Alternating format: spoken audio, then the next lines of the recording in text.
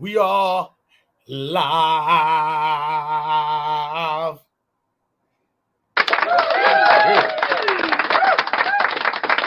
Yes, sir. Greetings and salutations to all out there, man. This is the Best of Both Worlds podcast. Y'all know how it go. We gonna get into the intro, then we gonna come back and hit y'all with some of this full-fledged bomb biggity content, man. So go tell a friend, tell your grandma, tell her to tell all her bingo friends. Yeah, the Best of Both Worlds, Harlem Smiley, Melly Mel, they are live. Go get your popcorn, get your weed, get your liquor. Yeah.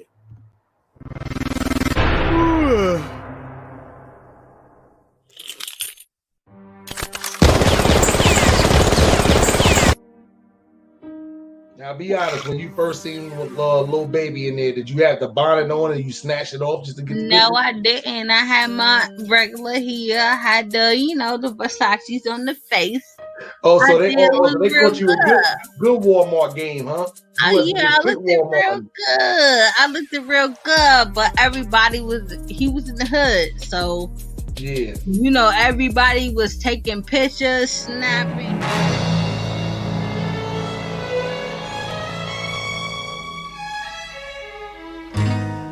Best of both worlds, that's what you want. Harlem Smiley, the greatest, the most versatile rapper out here in these streets. Yikes! And as always, man, this around the clock records, man. We cannot be stopped. Word time, screaming out. Yo, Sig, I run with the Crips and you know this. Yo, Sig, Loken, my flex to the left cause I'm rolling. You shout out my grapes that's moving that weight, and they don't debate the record very late. We throwing them seeds from state to state. You gon' get some shit.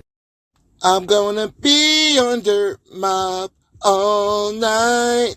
French Gang to the sunlight. I'm gonna rock with French Gang all night. Smiley, Melly, this is Max Payne Tarantino. And it's in a movie. Everything's viral. I yell action and shit goes. Welcome to the best of both worlds. No. Yes, sir. One time for my man Kanye trying to get Kim Kardashian and the kids back. This is the Best of Both Worlds podcast, bitches. Oh, we missing the claps. We're making a clap. Don't worry, Melly Mel. My bad, y'all. My bad.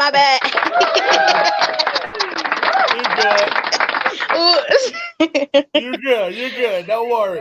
Out of all the episodes we did, damn, I had echo too. It's gonna be one of those. Nah, don't worry about it. What we gonna do? Just back out, come back in, and then we gonna put that on a nice until we come. But yeah, don't worry. Melly Mel has left the projects, but she will be back in the projects. Salute to everybody out there, man. This is your boy Harlem Smiley, and I got my co-host. She's gonna come back. Don't worry. It's the Best of Both Worlds podcast, man. One of the illest, realest podcasts on social media out. And yeah, right now I'm in the projects, metaverse style. Melly, how we looking? Yo, what's up? What's poppin', everybody? Salute to everybody in the motherfucking chat. It is your girl, Melly Mel, 2 L's, all motherfucking caps, aka call me Italy, cause I roam wherever the fuck I want to roam. How about it? Oh, call her Italy, cause she roam wherever the fuck she. Anyway, this is the Best of Both Worlds podcast. I am half. And as my Grace's host just told y'all, she roam where the fuck she want to, man. Yeah, that was one of the illest pod. Listen, that was they gonna steal that for sure, Melly. I'm gonna tell you right now, they gonna steal that, man. So before we get started, man, y'all know how it goes. Salute to everybody in the chat. Salute to the Wrench Gang members. Salute to all the Honey Gang members. Y'all know how that goes, man. Wrenches and honey pots in the air, man. Before we get started, it don't matter what y'all smoking on, man. Whether it's an indica, a sativa, a hybrid, anything but that Reggie Miller. Don't be smoking that Reggie Bush. They got more sticks and seeds than they give you weed. But if you're smoking out of a Dutch, a backwood, the Swisher Sweet, or the Fonto with the raw paper, but if you use the Bob Marley paper, you add the grappa to it, keep that shit to yourself. Everybody don't smoke that shit. I smoke straight bud, THC, no added insertives, as such as grappa. If y'all with me, it's time for y'all to sync up, man. Metaverse shit, light us up. Let's spark them up one time. Facts. Give it up for us one time. Give it up for us one time. I hope all of y'all out there had a great Valentine's Day, spent it with your loved one, you know, your partner, whoever you get it in with on a daily basis, man. I hope y'all had a good Valentine's Day. Word up. Salute to the sad chicks, man. I hope y'all got y'all Tuesday in. I hope Side Chick Tuesday was good. I hope that was good for y'all too. You know what I'm saying? If you decide, nigga, you know, a girl gonna tell me today Valentine's Day is not a man's that's not a man's holiday. It's a woman's holiday. I said, well, what the fuck is a man holiday then? Explain to me. Because according to me, the only thing I think we get is Father's Day, which is the worst gifts of all. Anyway, that's what I told her. So salute to the side girls, because she was on her side chick date yesterday. Oh, shoot. Yeah, she was a side chick Tuesday. I said, damn, she dressed up Tuesday in the afternoon. I said, yeah, she got to be, that's side chick date. You know, Tuesday afternoon, you ain't on lunch break. That's crazy. Y'all got to get high and watch Versus last night. Facts. Y'all got all the candy that was discounted at Rite Aid and shit. They ain't gonna sell that, so let's discount it. You got a $3.99 box of candy. You got the white teddy bear that been on display all day, but they gotta sell it, so they sold it to your nigga. Well, somebody else's nigga, but your nigga, and you know he just passed it along to you because he didn't want you feeling bad on Side Chick Tuesday. Damn, that's crazy. Give it up for the side chicks. Make the world go round. Anyway, let's talk some Versus shit because I don't want bitches waiting by my car. Took my that's fucked up. Side bitches matter too. What? Like little booties? Like what the fuck? Like nah, my nigga. Hell yeah, we could definitely get into it. Versus. Well, salute to everybody out there. Salute to everybody that's gonna watch this on the replay. Salute to y'all. We greatly appreciate y'all support. Make sure y'all hit that like button on y'all way in. Make sure y'all subscribe to both channels. Now, let's get to the nitty motherfucking gritty. Facts. Versus last night. Anthony Hamilton versus Musiq Soulchild. Listen. Before you give your insert, I'm going to start out by saying I love Anthony Hamilton's hat. I hated Musiq Soulchild's crop top hoodie. Go, Melly. Shit. Get a crop top. Don't get on my boy Musiq like that. Don't get on my boy Musiq like that. You know we got Ron G's in the chat. Don't get on Philly like that. He made Philly look bad. I seen that. Only thing came to my head was raindrops, crop tops. I said, oh no, crop top hoodie. Who the fuck? Shit. 6XC? Like anyway. He was bringing this stuff. He was bringing the old 2000s back. With the crop top, hoodie, nobody wore that in the 2000s. That was a little zesty, in my opinion. A little zesty. Oh shit. He had a crop top hoodie.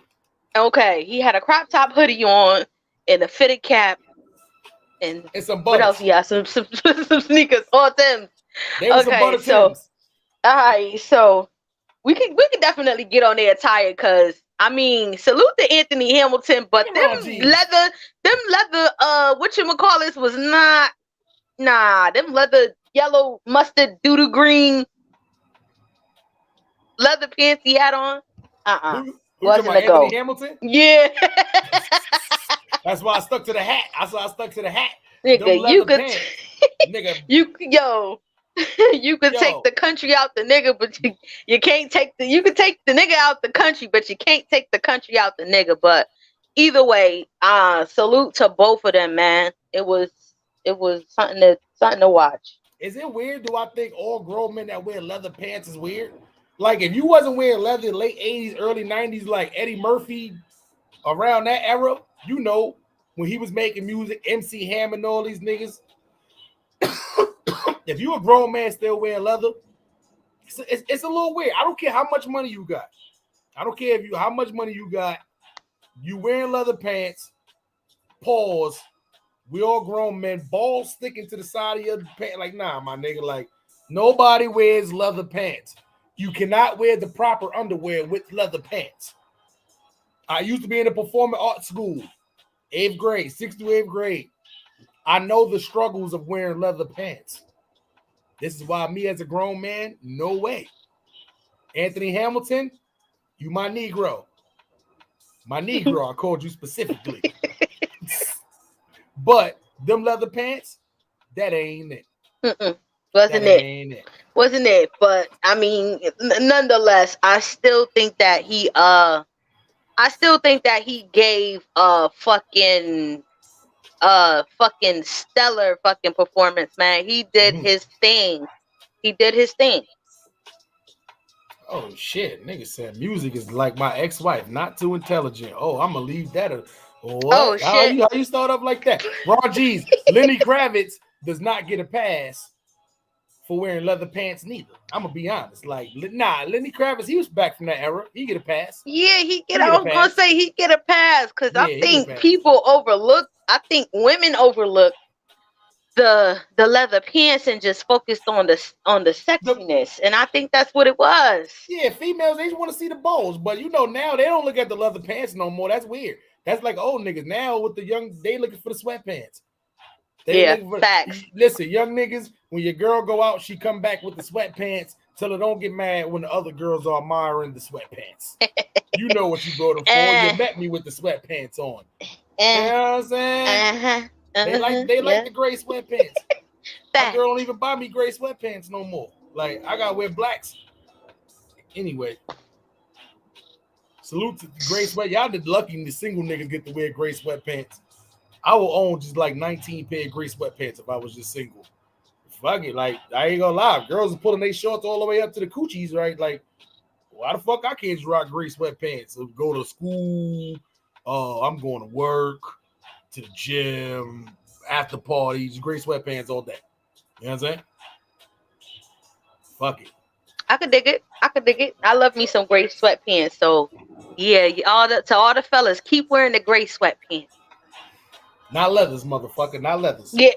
Yeah, but salute to the Migos though, because they trying to bring it back. Nah, but man. Niggas look weird too. Offset.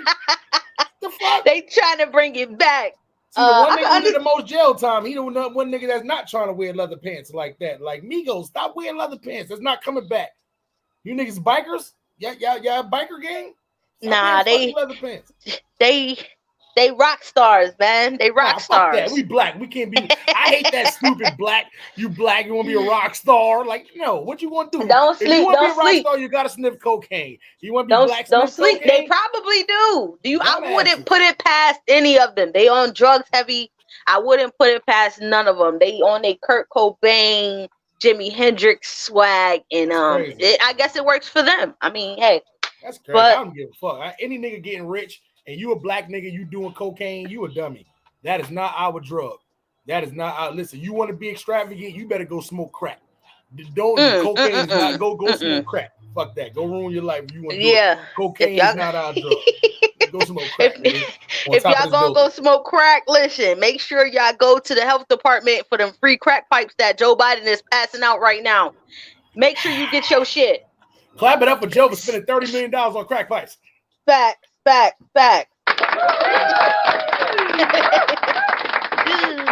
Salute, Carla baby. Carla baby don't be in the chat that much, but salute, baby. Salute. I'm glad to see that you still a supporter of mine. Salute. Yo, we appreciate y'all, man. And even though my guy Beast alone, I've told you I will never pronounce your full name together, but salute to my guy, man. Rob Jimenez. What's good, my good man? Yeah, Dreaming for man. We got a lot of our old members. Yeah, I appreciate y'all because I know y'all wanted me to just be on that gang shit, but I'm glad that y'all really are tapping into this podcast, man. That goes to show that we can do a lot more positive shit on YouTube and not just talk about people and the shit eventually is gonna click, man. Dav B, man, another day one right there, man. Salute. So salute to all of y'all, man, in the chat, man. So, versus battle. Let's get to the Now, first things first. I do want to say We did this versus last year. If y'all don't know, if y'all not in tune, we did this versus last year on my channel. Yep. So you guys can go back and tune into not the live version, but you know, just the music that we had put together, that we me and a subscriber had put together to go head and head with Musiq Soulchild. Yeah, Ron G's did Musiq Soulchild, and I think I don't know, somebody else did Anthony. I think I did Anthony Hamilton. You did. So yeah. So it was, you know, we did that, but it's so different when you see it actually live. You know, it was just a different feel when it went live, because in the verses that I put together, Musiq Soulchild definitely had the hits. You know what I mean? He definitely had the music. But actually watching this versus just live and it being live, it was a whole different ball game. So you are definitely correct, Smiley, when you say it's all about the stage presence and the music that gets put up against, you know, whatever songs they put up against each other that can determine whether you win or not. Because last night, Musiq Soulchild got smoked. Point blank, period. I couldn't believe that shit, right? Because I'm sitting there and I'm like, yo, I know the hits that we did on your channel, and I'm sitting there thinking like, all right, Musiq Soulchild, he about to break out he about to fuck Anthony Hamilton up these last 10 rounds. It gotta be. He kept it this close, but I try to tell people, man,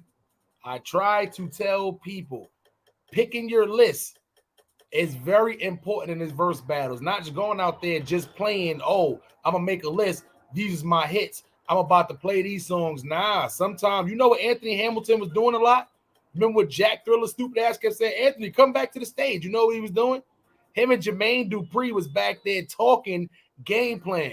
What song should we play now? He played this song, we're gonna play this song. They was back there strategizing. Musiq Soulchild, it was like he had so much fun. It was more like he was doing a concert rather than a versus battle. But he did a list, stuck to the list, no communication with the DJ. Jack Thriller in the back, drunk, fucking joking around all the time. Like, he did it to himself. Pause. He beat himself in that versus battle. Yo, and his runs, I don't know if he rehearsed, because it sounds like he did not rehearse. It sounds like he had the music pre-recorded already, and he was just singing over the music, but adding extra to the songs, and it just made it real cringy. I was like, oh my God, just stop for a second and just regroup, recollect, and just focus. So I was kind of disappointed in that aspect, but nonetheless, I still feel like Musiq Soulchild bought out those bangers, man. He bought out the bangers, and he had crowd participation. So I think that kind of worked in his favor. It did. But hit for hit, it should have been a landslide. It should have been. It's just he didn't pick his list the right way. Anthony Hamilton got like, I'll probably say Anthony Hamilton, if you throw in features, probably got like 12 good ones. But he had to kind of, throw like 8 of them in there. Musiq Soulchild didn't have to do that. With his features, with his regular songs, he had a nice 15 to 20. Yes, but for sure. He didn't pick his list the right way. That's the problem. Him singing over his songs made his voice project the wrong way. Anthony Hamilton was doing a lot of acapella over the beats. Yes, he was singing. Yes. Musiq Soulchild singing over his own shit, forgetting the words for a little bit. That plays a role. You see what I'm saying? Playing too much into the crowd. He was doing a show more than a versus battle. Let's not forget, Anthony Hamilton was doing his songs long as a motherfucker. He didn't even catch on until like 7, 8 songs in. Everybody else like, yo, he doing whole songs. You cutting your shit half a song. You see what I'm saying? He was there to perform. Like, fuck the whole back and forth shit. I'm giving fives. I'm dapping people out. Like, this is literally gonna be like, I'm gonna do this like a concert. I wouldn't be surprised if they end up going on tour together. But this definitely raised Anthony Hamilton's stock, if anything, because they was expecting him to get washed. And honestly, last night with him having Jermaine Dupri as his DJ, Jermaine Dupri did anything to get close to that versus stage. Puff Daddy, where you at?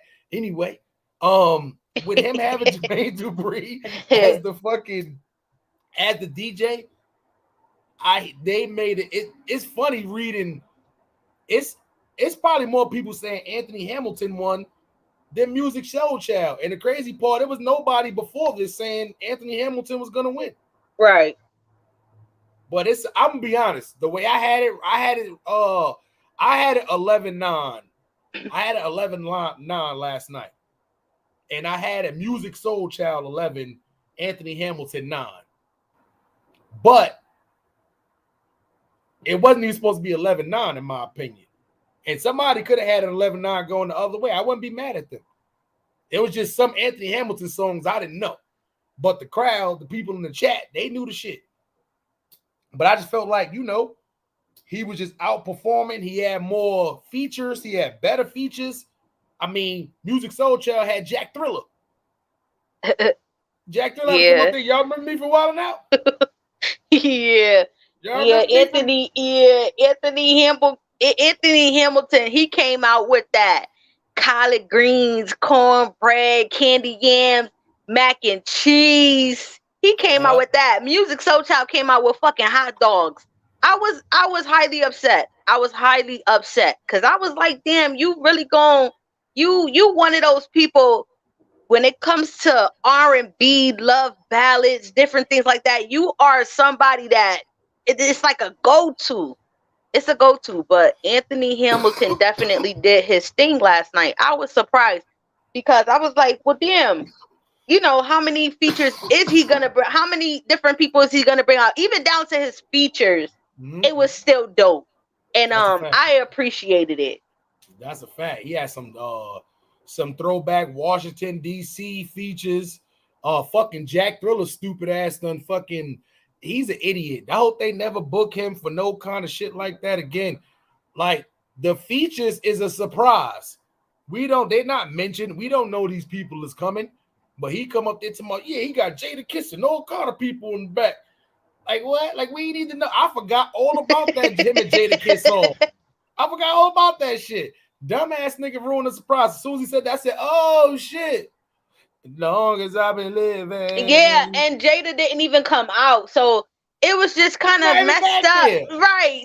Kind of messed up that he was just out there, just really trying to, take Anthony Hamilton off his game. But see, when you dealing with professionals, they know how to make that shit work in their favor. He told Anthony Hamilton he had a runaway slave outfit on. I was in stitches when he told him that shit. That shit.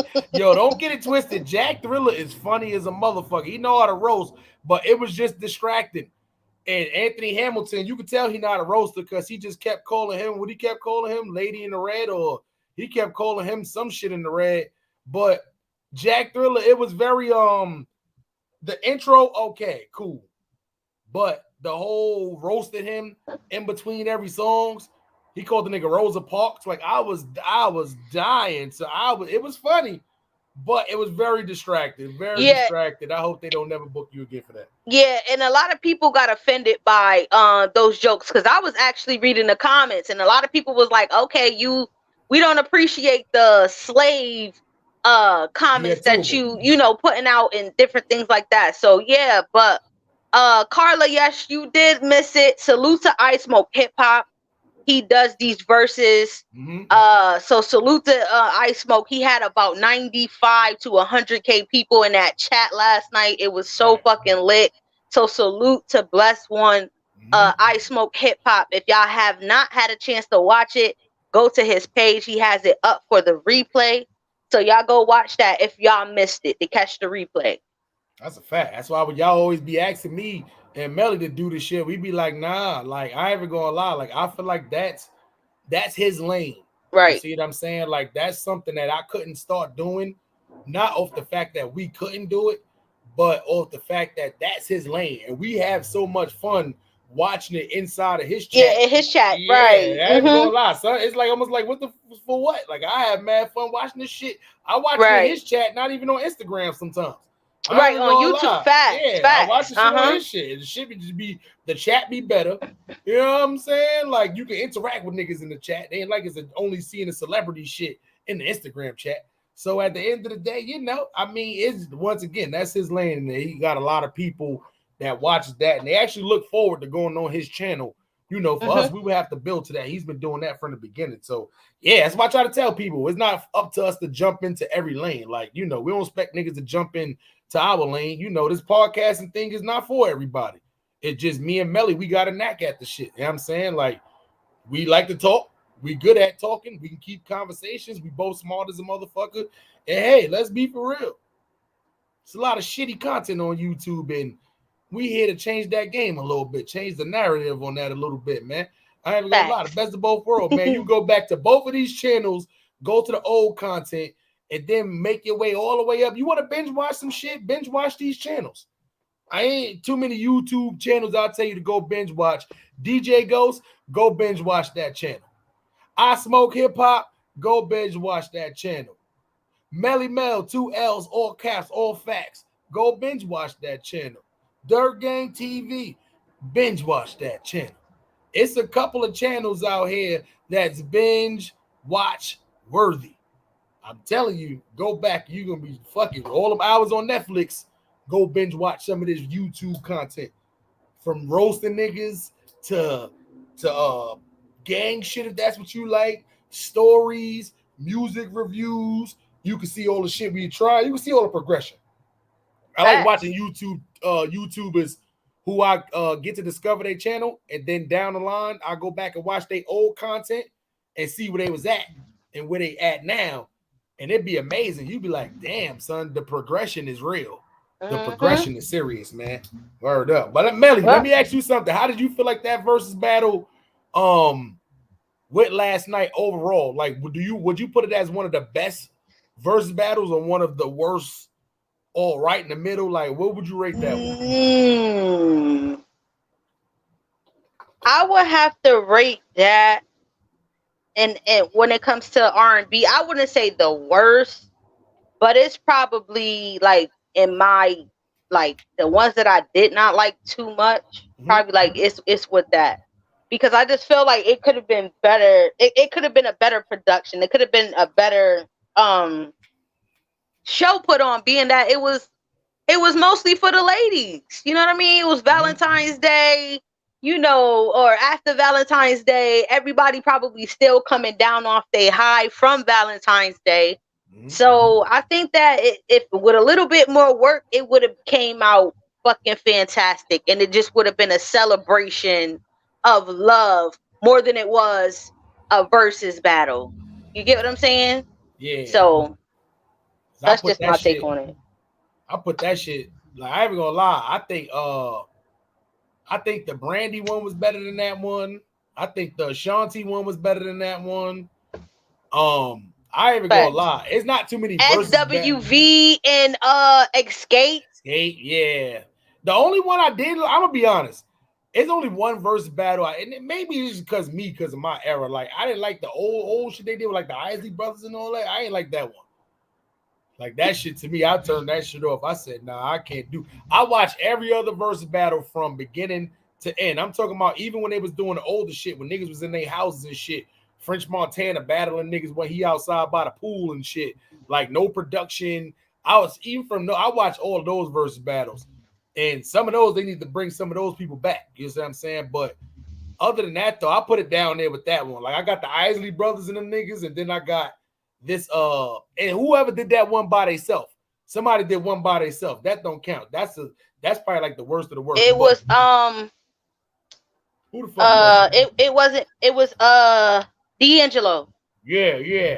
They should have had him spinning the fuck out of there. Like, yeah, nah. Like, so yeah, that's the worst one. Then the Isley Brothers, and then now I gotta put Musiq Soulchild and Anthony Hamilton. No slack to to Anthony Hamilton. I just felt like it was a couple of things that went wrong yesterday. Musiq Soulchild picked the wrong list. He missed a couple of his hits. He missed like 2 or 3 songs that I would have played that he didn't play. Maybe he probably thought that they was going to go further than that, but let's be for real. It was only 180,000 people at top peak inside of there. That's kind of low for versus numbers. Niggas wasn't too much thrilled to see that shit. I feel like the Jack Thriller shit was a distraction. He missed a few songs, so the list wasn't very great. That fucking crop top goddamn hoodie, like that shit was just pissing me off. Every time he went to go raise his hands up to the mic, the crop top shit just gets to like past his belly button. I'm like, this is supposed to be a hoodie. This is pissing me off right now. I know you got money, Musiq Soulchild. I know you got but your designer came to you, and when you put that hoodie on, when you seen that shit stop at your belly button, you should have fired that nigga immediately. Fired. You know what I'm saying? Like, nah, you brought me a crop top hoodie. Like, what the fuck? Like, what kind of shit is this? And whoever brought Anthony Hamilton them leather pants should have been fired right with the nigga. It was probably the same exact fucking coordinator who dressed both of y'all niggas. The versus battle coordinator. Fire that nigga. He brung y'all leather pants and the crop top hoodie. That's fucked up. So that was a couple of things that went wrong. Leather pants, crop top hoodie, Jack's Thriller Good Eye. Anyway, I'm not even going to do that. That's fucked up. That's fucked. MELLY MELL. Salute Black Rock. God damn. But anyway, I'm looking forward to the next versus battle for redemption. This next one has to be a powerhouse. It has to be a powerhouse. Yeah, I'm ready to see the females go back at it. I'm ready to see another female rap battle. Yeah. Nikki, I don't stop know. Being scared, man. Bring, jump out that window. Lil Kim says she ready, man. She gonna fly right on your shoulder. Anyway. Yeah, I think the next battle should be females. If y'all out there listening, which I know y'all probably are, the next verses should be 2 female rappers. I think that would be dope. I think y'all should do more of the female rappers like y'all did with Eve and Trina. Yeah. And I think that it would be dope for y'all to shine a little bit more light on that. But you know what? I want to see old school females. I want to see the Queen Latifahs. I want to see the Queen Latifahs. I want to see the fucking MC Lights. I want to see those. Man. I think that would be so dope. All the women coming out, rocking the door knockers, the fucking, 80s hairstyles, Daisy Dukes, fucking, name the spray painted tees. Like, I want to see that. So I think that would definitely be something for them to put on next for just, hip hop's sake. I think that would definitely be a dope versus that they come out with. Yeah, I'm gonna be honest. Like right now, at this particular time, that's probably what you would have to do if you do MC Light. It probably gonna have to be like against Queen Latifah. There's a couple, but I mean, it's not. There's a few. The Real Roxanne from that era. You got Light, Queen Latifah. But I like that next era too. As far as like the Missy Elliott's and the Brats. Yeah. Like that. I need them to kind of come out to start fighting a little bit too. You see what I'm saying? Like they want. I don't know why Missy Elliott hasn't either done a producer one yet or done just straight rapping. Like Missy Elliott can do 2 different versus battles. Oh, Missy's gonna kill the competition, man. She's gonna kill the competition. I think, like I said before, I think some of the versus battles should just be like a celebration of whoever, of that person's music. I don't think that they should go against nobody, because if you really think about it, from then till now, they're gonna get fucking scraped. And I think it just should be a celebration of artistry. So that's just my take on it. I like the competitive shit of it. I think the competitive shit brings another nature to it. I hear a background when I'm talking. It's like a. It could be me. Yeah, it is, because I hear your avatar moving when I'm talking. All right. I'm gonna go out and come back in. All right. Me personally, I like the competitive nature of the versus battles. I think it brings a whole nother element, and it brings a 1990s vibe to it when they get competitive rather than friendly and all that. Because you're not just you there trying to win. You're not just there just to be there. Like, oh shit, you can do that at any time. You can go on tour with this person and be like, all right, cool, let's celebrate each other.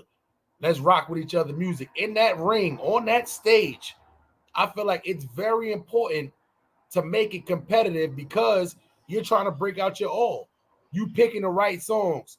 If you know it felt like he done broke out 3 bangers in a row, and your shit is, your fourth one you about to play next, you like, that might not get it. You might go back and switch up listen, let's play this right now. Let's get on our impact shit. I can't lose this battle. Instead of you just sticking to your list, fuck it, it's a celebration. I'm going to stick to my list. We going to just, what's the name? Arthur Bird, I text you the link. I send it to your phone. Yeah, so instead of, on some shit like that, like, oh, we going to celebrate each other. Nah, let's go at each other's throat. Let's play diss records, especially if it's me and you that had like a beef in the past. If Nas and Jay-Z ever do a versus battle versus each other, I need to hear the diss tracks. The super uglies, the ethers, I need all of that. If Ja Rule and 50 Cent would have had a versus battle, I would have expected to hear all the diss tracks. The good ones, the bad ones. That's why I think it's important if you are doing a versus battle. Lil Bow Wow played the Romeo diss track right after Romeo got off the stage performing for Soulja Boy. He didn't have that planned out. Guess what he did? You know what? You're going to bring Lil Romeo out. Now I'm going to play the diss track. If you was a Lil Bow Wow fan, that he kind of fucked Lil Romeo up back in the day when they was little kids. Lil Romeo couldn't see Bow Wow back in the day when they was little kids. So us who's Lil Bow Wow fans, that was very strategic. Oh, you want to bring Romeo up here? Diss track. I thought that was very good. Competition in this versus battle, in my opinion, is needed. Because if not, they're going to play around with the shit. They're going to be up there fucking hugging each other all day, slapping fives and all. No, like, nobody don't want to see that shit. You know what I'm saying? We want to see the real deal. We want to see the real deal Holyfield. You know what I'm saying? We want to see y'all niggas go like, yeah, cutthroat competition. So, Melly, you feel like it should just be more celebrated instead of competitive, or do you feel like it should be like a mixture of both? No, I feel like some artists, some artists that will just destroy an opponent, or like the legends. I feel like they should, do more of like a celebration of music than them competing in a type of way or a type of sense, because it's just some people you just ain't fucking with. Like the Jay-Z's, like the Missy's, like the Mary J's. Like, it's just some people you're not fucking with. So I don't know. That's just my take on it. Not everybody's qualified for that, classic category, but I think that should be the epitome of what you want to reach. Like, when you have, cause some of them not going to come out and make it a competition or come out and do that. I think if they gave Jay-Z his own set to where he's just, giving us just a show or a concert, I think he would do it. Oh yeah. But I'm not even gonna lie. I think Jay-Z. I think he'll do it either way. I think Jay-Z really feels like in his mind there is nobody on this earth that can compete with him as far as in the versus battle. And I'm gonna be honest. If I'm Jay-Z, I'm thinking the same exact thing. Like, it's not about having, and this is where I try to tell people, right? It's not about really how many hits you got. Long as you got over 20 hits. Long as you got over 20, it don't matter how many you got, because you're only going to 20. It's which 20 you pick. And Arthur Bird, I see you back there. Is which 20 you pick, and it's how do you put them in order versus the other 20 that person pick. Does Lil Wayne have 20 hits? Of course he do. Does Jay-Z have 20 hits? Of course he do. Now you got to see, is Jay-Z going to pick the 20 hits that he got that's better than Lil Wayne's 20 hits that he got? Let's be for real. If Jay-Z picking 20 hits that we may feel like his B-side hits, and Wayne is picking out all his bangers, let's be for real. Wayne can win if Jay-Z picks the wrong list. If Jay-Z picks the correct list and Wayne picks the correct list, I don't see Wayne beating Jay-Z. But with last night proved that somebody who was supposed to win, who technically has more hits, can pick a wrong list or mess their list up or not adjust their list, and they can possibly take the L. I'd have seen it with, who did Brandy go against? No, Ashanti against Monica. Yeah, they thought, and even though that one, it was kind of even, but a lot of people did think Brandy was going to lose that one, but she won. The Ashanti one was the biggest one for me, was when people thought she was going to get washed. Oh, she can't sing better than this one. You got to look at the hits. Ashanti fucked Keisha Cole up. It wasn't even close. That's crazy. And nobody had Ashanti winning that battle. And I'm going to be honest. Keisha Cole wasn't on her shit that night. It's like, fuck it. I'm going to get dressed, hair, makeup, fuck the list. We ain't adjusting nothing. Yeah, this is Ashanti. Yeah, I'm going to be late. You know, I'm make sure sure I got my wine, you shit like that. So crazy. I ain't even gonna lie. So at the end of the day, you know, that's one of the ones that go to show, like, you know, yeah, but then certain people handle their business like they were supposed to, like Eve. Eve went in there and Eve handled her business. That was a good one. Trina got a lot of, you know, whoop whoop all over that. But and that was a good versus, though. She did good, though. Trina made it good, but she was supposed to get washed, but that was because people forgot all the Trina hits. They forgot, and once again, and she got a lot of club bangers. That's why it was funny. It was a lot of girls in there. It was fun. A lot of girls in there dancing. But when Eve broke out them Rough Rider songs, it was just too much. She ain't got those. Yo, and it would have been so fucking dope had she been in the States and had, because I know for a fact them niggas would have came out. Rough Riders would have came out for Eve. Yeah, they would have came out for Eve, man. Real talk. I'm sure they would have came out for Eve. You already know the Locks was gonna come out for Eve. Yeah. You already know they was gonna show up. So it would have been even more dope to just bring that element. You know, had she been in the States, and you know, it just would have brought that vibe. And to think about it, it would have been down south versus up north, because Eve is from up north, and you know, Trina's from down south, so it would have been definitely like just one of those epic ass fucking battles, to where it was like, oh shit, we forgot about this song, that's a hit, and then you have the niggas coming out, because you got to think about it. Every female that's in hip hop basically has a team. You know, all the older female rappers, they would have a team of niggas. You know, they'd be the only females, but their whole crew is niggas. So it just would have brought back that gritty element to hip hop, to where you had the females that was just as hard as the niggas. So I definitely would have loved to see that. That's a fact. That's why I try to tell people, back in the day, that's how it used to be. You had a lot of girls that was like that. Foxy Brown was like that. Little Kim was like that. Eve was like that. They was literally the only female rappers in their crew, not on their labels, but in their specific crew.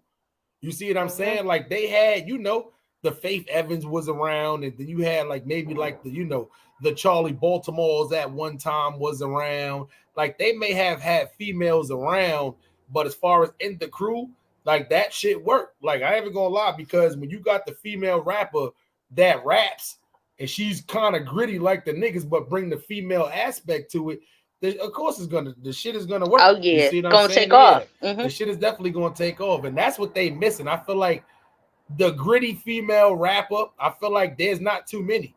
There's young, I mean, are we still calling young M.A. a female? I mean, at this point, I mean, like, that's a girl. I don't care what nobody say. Yeah, she's still a female. she's a female, but I don't care what nobody say. Like, I don't mean to say it like that, because obviously, you know, she's not like a. I don't even. It's weird. She's not ugly, so I don't look at her like a butch. But at the same time, I don't call her like, is stud the proper word to call her? She's a stud. Yeah, you know what I'm saying? She's a stud. But I don't look at her like, you know how they used to call like the bold actor. Like, I don't like, nah. But you know, but she's definitely one of the dudes. She's one of the dudes. Like, you can't, if she's getting undressed, like, I wouldn't just be looking like, nah, that's young and May. Like, I ain't gonna lie. Like, you know what I'm saying? But yeah, like young and May, she's one of us. So that's why that works out as far as like the, you know, it's her and it's Papoose' wife, Remy Ma. Remy, yeah. You know what I'm saying? I feel like those are the only two female gritty rappers that's left. I don't feel like there's no more. Like, I don't consider Nicki Minaj a gritty rapper. I don't fit Cardi B. Like, they're not gritty rappers. They're not the female gritty rappers. Like, could they rap with guys? Of course they could. But, you know, I mean, yeah. When I think gritty rappers, the last of the last, Young and May and Remy Ma, it might be the last two. And I could be mistaken, but that's all I'm seeing right now. Everybody else want to just be on there, you know. They want to be cute. Long-ass nails that's like this long and shit with the little... Like, how the fuck do y'all do anything with them long ass nails? It's this long with the square. Like, you can't do nothing with them shits. Like, what the fuck? You can't braid hair. You can't give. You better be one of them girls who don't use no hands. And the adults know what I'm talking about. You better be in there, no hands, like Roscoe. Anyway, I'm gonna leave that one alone. Girl, the way you doing, got me with no hands. You better be like that with them long ass nails. They were like, what do? You can't go to work, put on no gloves. You definitely ain't wearing no gloves. The tissue, oh my God. If you think, anyway. Yeah, that's another topic. No cheap tissue. Anyway. That's another topic. As a fact, man. Arthur Bird, what's the word, my guys? Man, y'all got me in here crying. I had to take me a little blunt break. 420 in the house, Black History Month, Valentine's Day versus a Super Bowl. It's too much going on, man. It's too much going on. It's a lot. So with that being said, do you listen? You got one for us today? I got one, but first of all, I got to say this. We got to talk versus first real quick. God. Versus is a new ball game now. We not in the house no more. Niggas back outside. We in the community. So, you know, it ain't like when we was all in the house and you from a remote location and I'm from a remote location and we just playing songs. People buying tickets. People selling merchandise. It is a stage show now. So you can't just show up looking cute, wanting to hold a microphone out to the crowd for them to sing. Man, I don't know what the hell Musiq Soulchild had on a midriff hoodie. Yeah. He looked like he was ready to battle KRS-One. That's a fact. That was a crop top. And hold on. And Anthony Hamilton was dressed, but he wasn't no better in them mustard leather pants that could stand up by themselves. His pants are the same color as these projects. See, look, yeah, they ironed the shit out of them shit. We not good. No, we not good with that. Take the pants off, baby. That nigga said more starch. Yes. More starch. Yes. Yes. Listen. Let me just take it back real quick, old school. That was the Valentine's Day versus, the first verses of 2022. Them Negroes were supposed to go through wardrobe changes and really, really go into extravagant handing out roses and bringing females up on stage. Man, listen, we need to return to that. We needed a Teddy Pendergrass up there that night. Yeah, we needed some old school. So before we go any further, before I give you the word, I want y'all's opinion on some future verses. All right, so Stevie Wonder, listen, I heard y'all shit on my man D'Angelo. He ain't need one by himself. All right, so check this out though. Stevie Wonder need one by himself. Nah, and you know why? Oh, I hear echo again. You know why? Nobody needs to do a versus by themselves. Like nobody. Okay. Like I feel like that's a concert. Yeah. If versus gonna do something like that, don't call it a versus. Okay. They need to call it something different. But I understand what you're saying though. If they do come up with something, because you see now they're about to do the shit with the sports. Right. Like Right. they doing the shit, with the Allen Iverson versus Tracy McGrady for the Right. highlight. So they may get to where they doing some kind of concert form. All But right, to call it a versus battle and it's only one person, you can't battle yourself, only in your mind. Right. All right. So who can we get to battle these people? Who gonna battle Maxwell in the verses? Maxwell, I mean, that what I felt like D'Angelo should win it against. I do too. All right. So who gonna battle L. DeBarge in a versus? It's a lot of I think it's a lot of people who fuck El DeBarge up in the battle. What? In a stage show though? With the whole, you know what I'm saying? Not just playing the music, but I would go light skin on light skin crime. I would go Tevin Campbell. Okay. All right. So check this out. This is what y'all honed in on that was true. Cause let me tell you how it was. When the verses came up and I told my fiance who was going against each other, she was like, "Oh, Musiq Soulchild got that." And I told her, I said, "You know why Musiq Soulchild don't have that? Because I don't know what Musiq Soulchild's stage performance gonna be." I said, Anthony Hamilton gonna come out there with that country collard greens with the ham and the greens, and he gonna sing on these people. Coming from where I'm from. Yeah. I'm from. I said, "Oh, you fucking Musiq Soulchild up, son." I'm saying. I told my girl to turn the shit on. I said, "Yo, this is a good one. You had to turn this shit on." Yo, what? She watched the whole shit. I ain't even gonna lie. I said, damn. So I was feeling bad for Musiq because he just sitting there like it must have been some thick, nice ones in the front of the crowd because he was focusing on the same one ass spot with that small ass damn fucking crop top hoodie on. That shit was pissing me off. Every time he went to go lift that mic up like this, that shit just went high. I said, nah, thank God you got a 6X long tee on because niggas would have been seeing your belly button right now. You look like one of when he lifted his arms up, it started compromising his esophagus. Shit.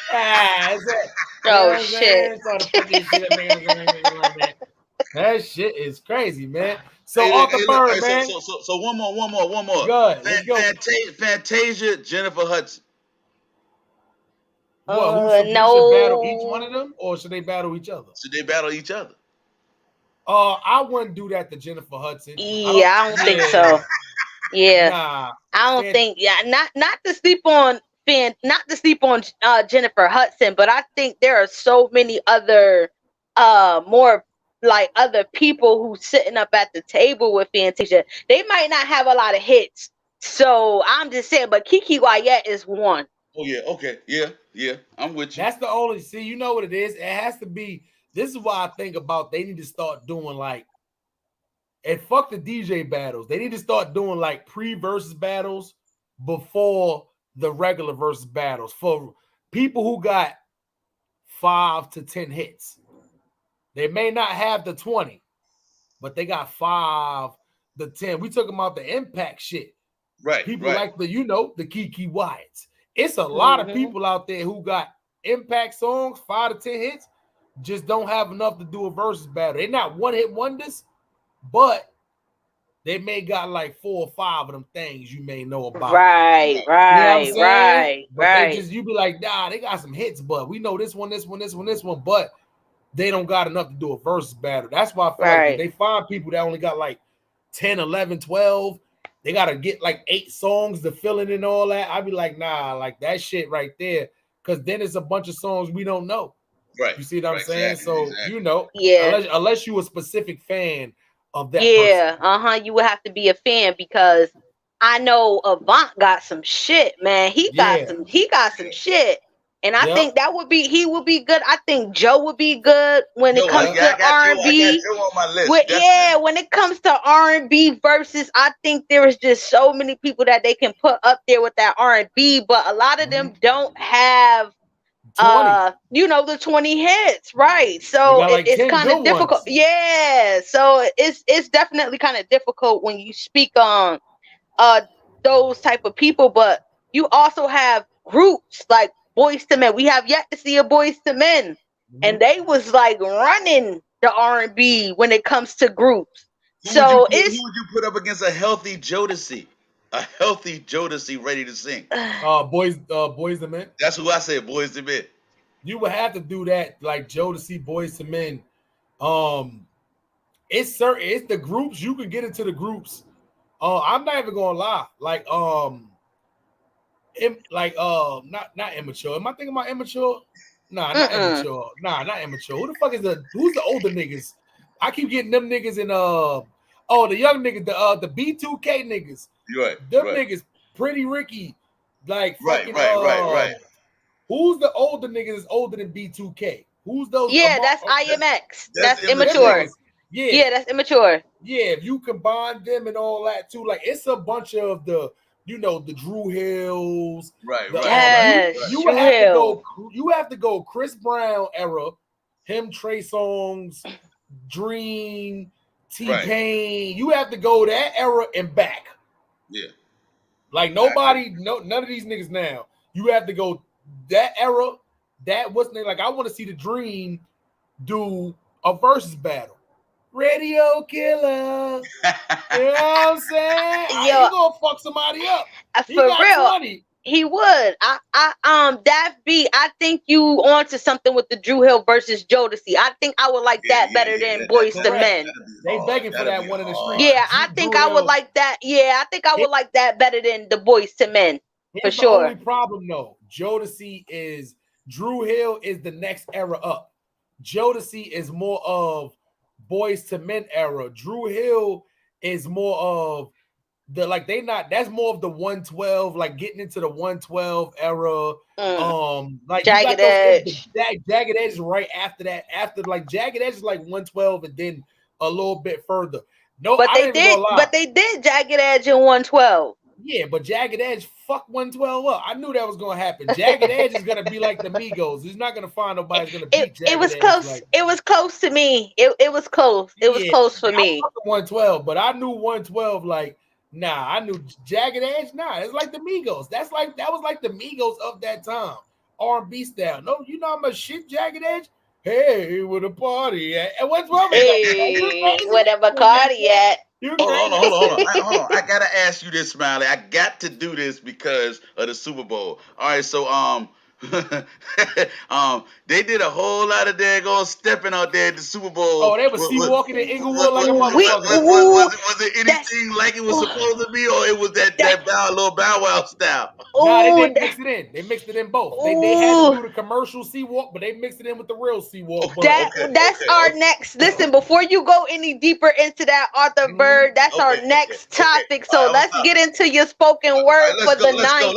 let's go. Black History Month. Let's get it. Let's hold get on, I it. gotta give you an intro. Hold Okay. on, you know you can't. Yo, listen, man. Y'all know who this guy is. This our guy, your guy, Arthur Bird with the spoken word. Y'all know how that go. Let's get it.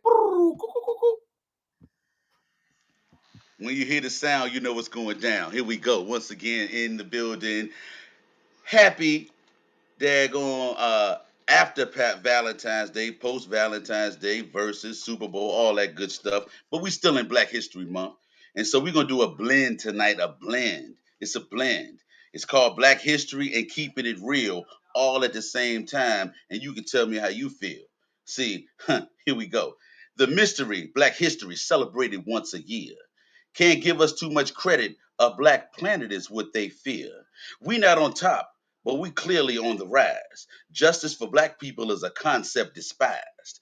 Ask yourself, will MLK's dream ever be realized? Not as long as we still allow ourselves to be compromised. The road to the future was paved by the foundation of our ancestors that was laid. Since we back outside, let's light the torch and come up off the porch. The next generation needs to be redirected with some common sense and some cultural intellect. See, we fleeting. Fleeting are the riches we fight to hold, yet we pay a toll when we sell our souls. Salvation we resist for backstage passes to a paradise that does not exist. The gift of life we risk, open to distractions, opportunities missed. Take off your mask, get COVID kissed. Find your name on that tribute list. In public, I don't chill because COVID is real and I plan on thriving. We got dreams to fulfill. So, once again, keep your mind on the plan. Wash your hands, sanitize, and make sure you got a mask. This is Words from a Bird on the Best of Both Worlds podcast. You need some, get you some, keep you some. Peace. Yes, sir.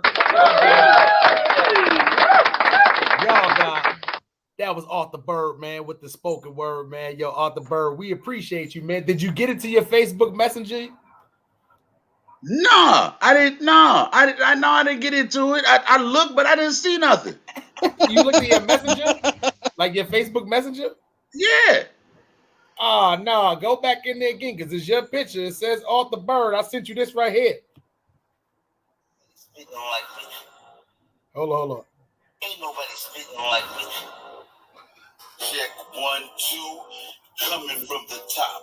Fuck being a name brand. I'm a real man with a better plan, so I overstand because I can. Strands cause bands. Words from Bird on fire, so he need a fan or maybe AC.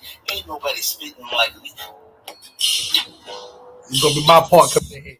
Ain't nobody spitting like me. Ain't nobody spitting like me.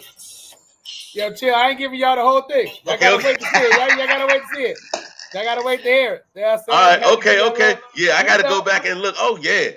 Ain't nobody spitting like me. I ain't even gonna lie. I cut that part up and then, yeah, that's gonna come out dope. I ain't even gonna lie. Like I got the rap part in between there, and then the other half you send me is gonna be like a verse. But don't worry, they're gonna see that when that's all finished. Yeah. But I threw your what's name behind it. But once I throw the lyrics in there with that shit gonna come out super dope. You know what I'm saying? But yep. And that's the whole what's the name, you know what I'm saying? And, yo, that part is that shit gonna come out super fire. I was fucking with that shit this morning. Melly, what you do? I said, man, I'm chopping up this Arthur Bird shit. This shit about to come out crazy. Word up. I haven't gonna lie. Yes, sir. But yo, listen, Arthur Bird, we're gonna bring you back up in a minute when we drop the link for the team. We're gonna get into the Super Bowl shit. And you're gonna be the first one we bring back up because you brought up an interesting point. So when we get to that part, we're gonna definitely bring you back up. Drop the link for the rest of the squad.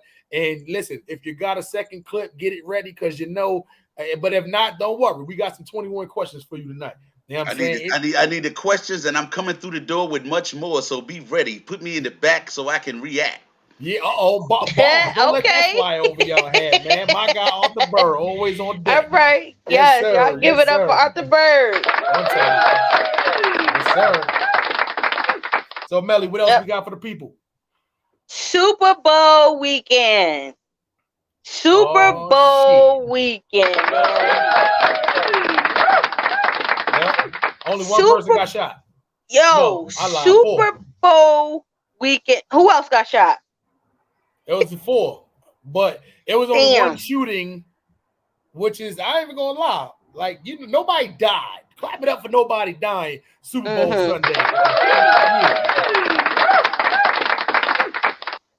I don't want to speak too soon because the parade is happening right now. So, but y'all see safe out there, man. But yeah, go ahead. So, Super Bowl weekend. Now I'm gonna start this segment off by giving props to Ice-T, aka the Special Victims Unit. Clap it up for Ice-T.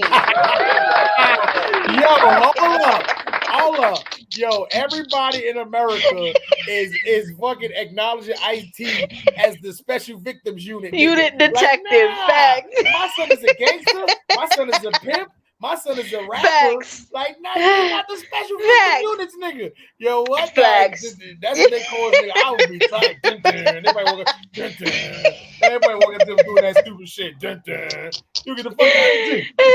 Yo, salute. He got a weird name on there too. It's anyway. Fuck. Oh my god. That shit later, but yeah, salute to Ice-T, man. Yo, salute to Ice-T because Ice-T was the only one out of the older generation in the community, basically putting out a warning message to say, listen, come here for your business and go on about your merry way. You feel me? So salute. He was the only one. And he didn't say that for everybody. He said for young rappers specifically. Young rappers, this is not the place to just come wear your jewelry, shoot videos, go wherever you want to. They got a lot of other states where you can do that in. Unfortunately, Chicago and LA, those are two places where I will not recommend it. Yes, and he definitely put out like a message. He like, yo, this ain't a threat. This is just a warning. It's 50,000 gang members that's still active. Y'all niggas need to tread lightly. Y'all niggas need to be careful. Don't come out here fucking around.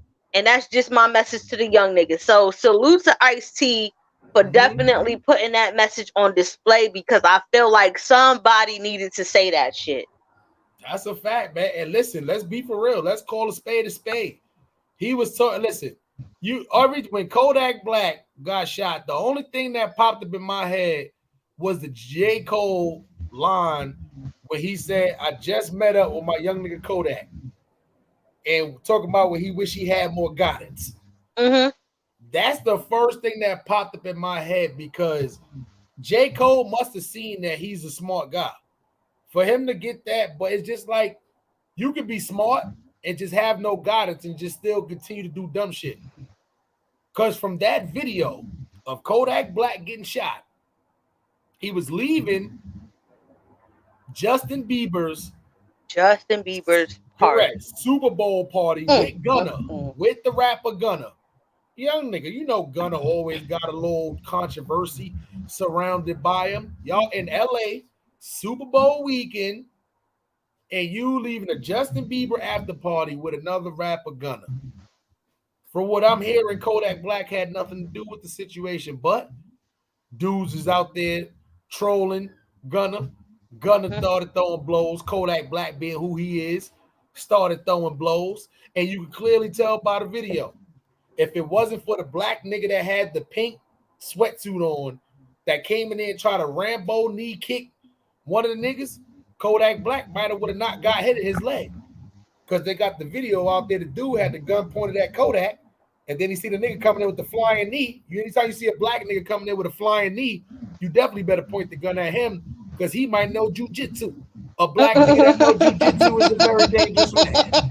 You know what I'm saying? We don't do flying knees. Oh, he know that move? I'm definitely shooting him first. That's a fact. Yeah, so he aimed the gun over at the flying knee nigga, just in case he knew jujitsu, and then aimed it back at Kodak, and Kodak ended up only getting shot in the leg. But that didn't stop Kodak, because he didn't give a fuck, because he's back on the internet trolling Dream Doll, trying to find out why she rejected him. Dream Doll, why you rejected Kodak Black on Valentine's Day? He's once a 5 times pussy. That's it. You know. That's it. Yo, Kodak Black is trolling Zendaya. He's trolling a few other people. But let's get into this little clip that I found of Kodak Black. Let's get into it. My name is Kodak Black, but when you see me, I'm white, I'm white, I'm white, I'm white. What the fuck was he on? That nigga was on some shit, yo. What? He was definitely zooted and booted. What? Yeah. My name is Kodak Black. When you see me, I'm white. My God. And then he is so dear. The guy said, unfortunately, that's a hit. That's a hit. My name is Kodak Black. When you see me, I'm white. I'm white. Oh I'm my white, God. The funniest shit ever, bro. When I saw that, I said, hey, yo, I gotta get that, because that shit is funny as hell. Yo, they gotta stop doing, listen, I don't know if it's the pills. I don't know what it is. Whatever it is, y'all gotta figure it out and stop doing that shit. I'm almost ready to tell y'all to start doing cocaine or something. You know why? Because it ain't going. Y'all up here looking crazy. Crazy. The fucking 85 South show had Charleston White on there. I want to throw up. I don't want to jump too far ahead of the game, though. But what? Kodak Black, what the anyway? This is the reason why you need to stay far out of LA. Because whatever you was on that night, I hear echo, Millie. Whatever you was on that night, you definitely probably was on when you was doing that interview. Why are you doing an interview with grown men with no shirt on anyway, Kodak Black? What the fuck? Listen, young rappers, stay the fuck out of LA. If you ain't out here doing business you get in, get out kind of shit. If you don't need to do shows and shit out here, stay out of LA. I'm gonna be honest, stay out of LA. There's no reason for y'all. I still hear the echo. Damn, what's going on? Hold on, let me see something. You still hear it? Yeah, hold on 1 second. Let me see. Now I don't hear no more. Young rappers. Yeah, I hear it now. Hold on. Only when you talk out there. Nah, I still hear it. Y'all niggas stay the fuck out of LA.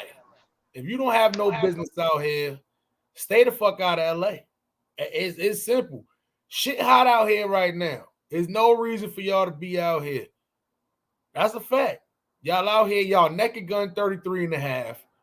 No straps. Y'all, it's not easy for you to come to LA, or I'm gonna walk to the corner, or I'm gonna go to the Crips, or I'm gonna go to the Bloods, I'm gonna go to the Essays and get me a piece. Like, nah, that shit don't work like that. Then you gotta lead the shit out here, dumbass boy.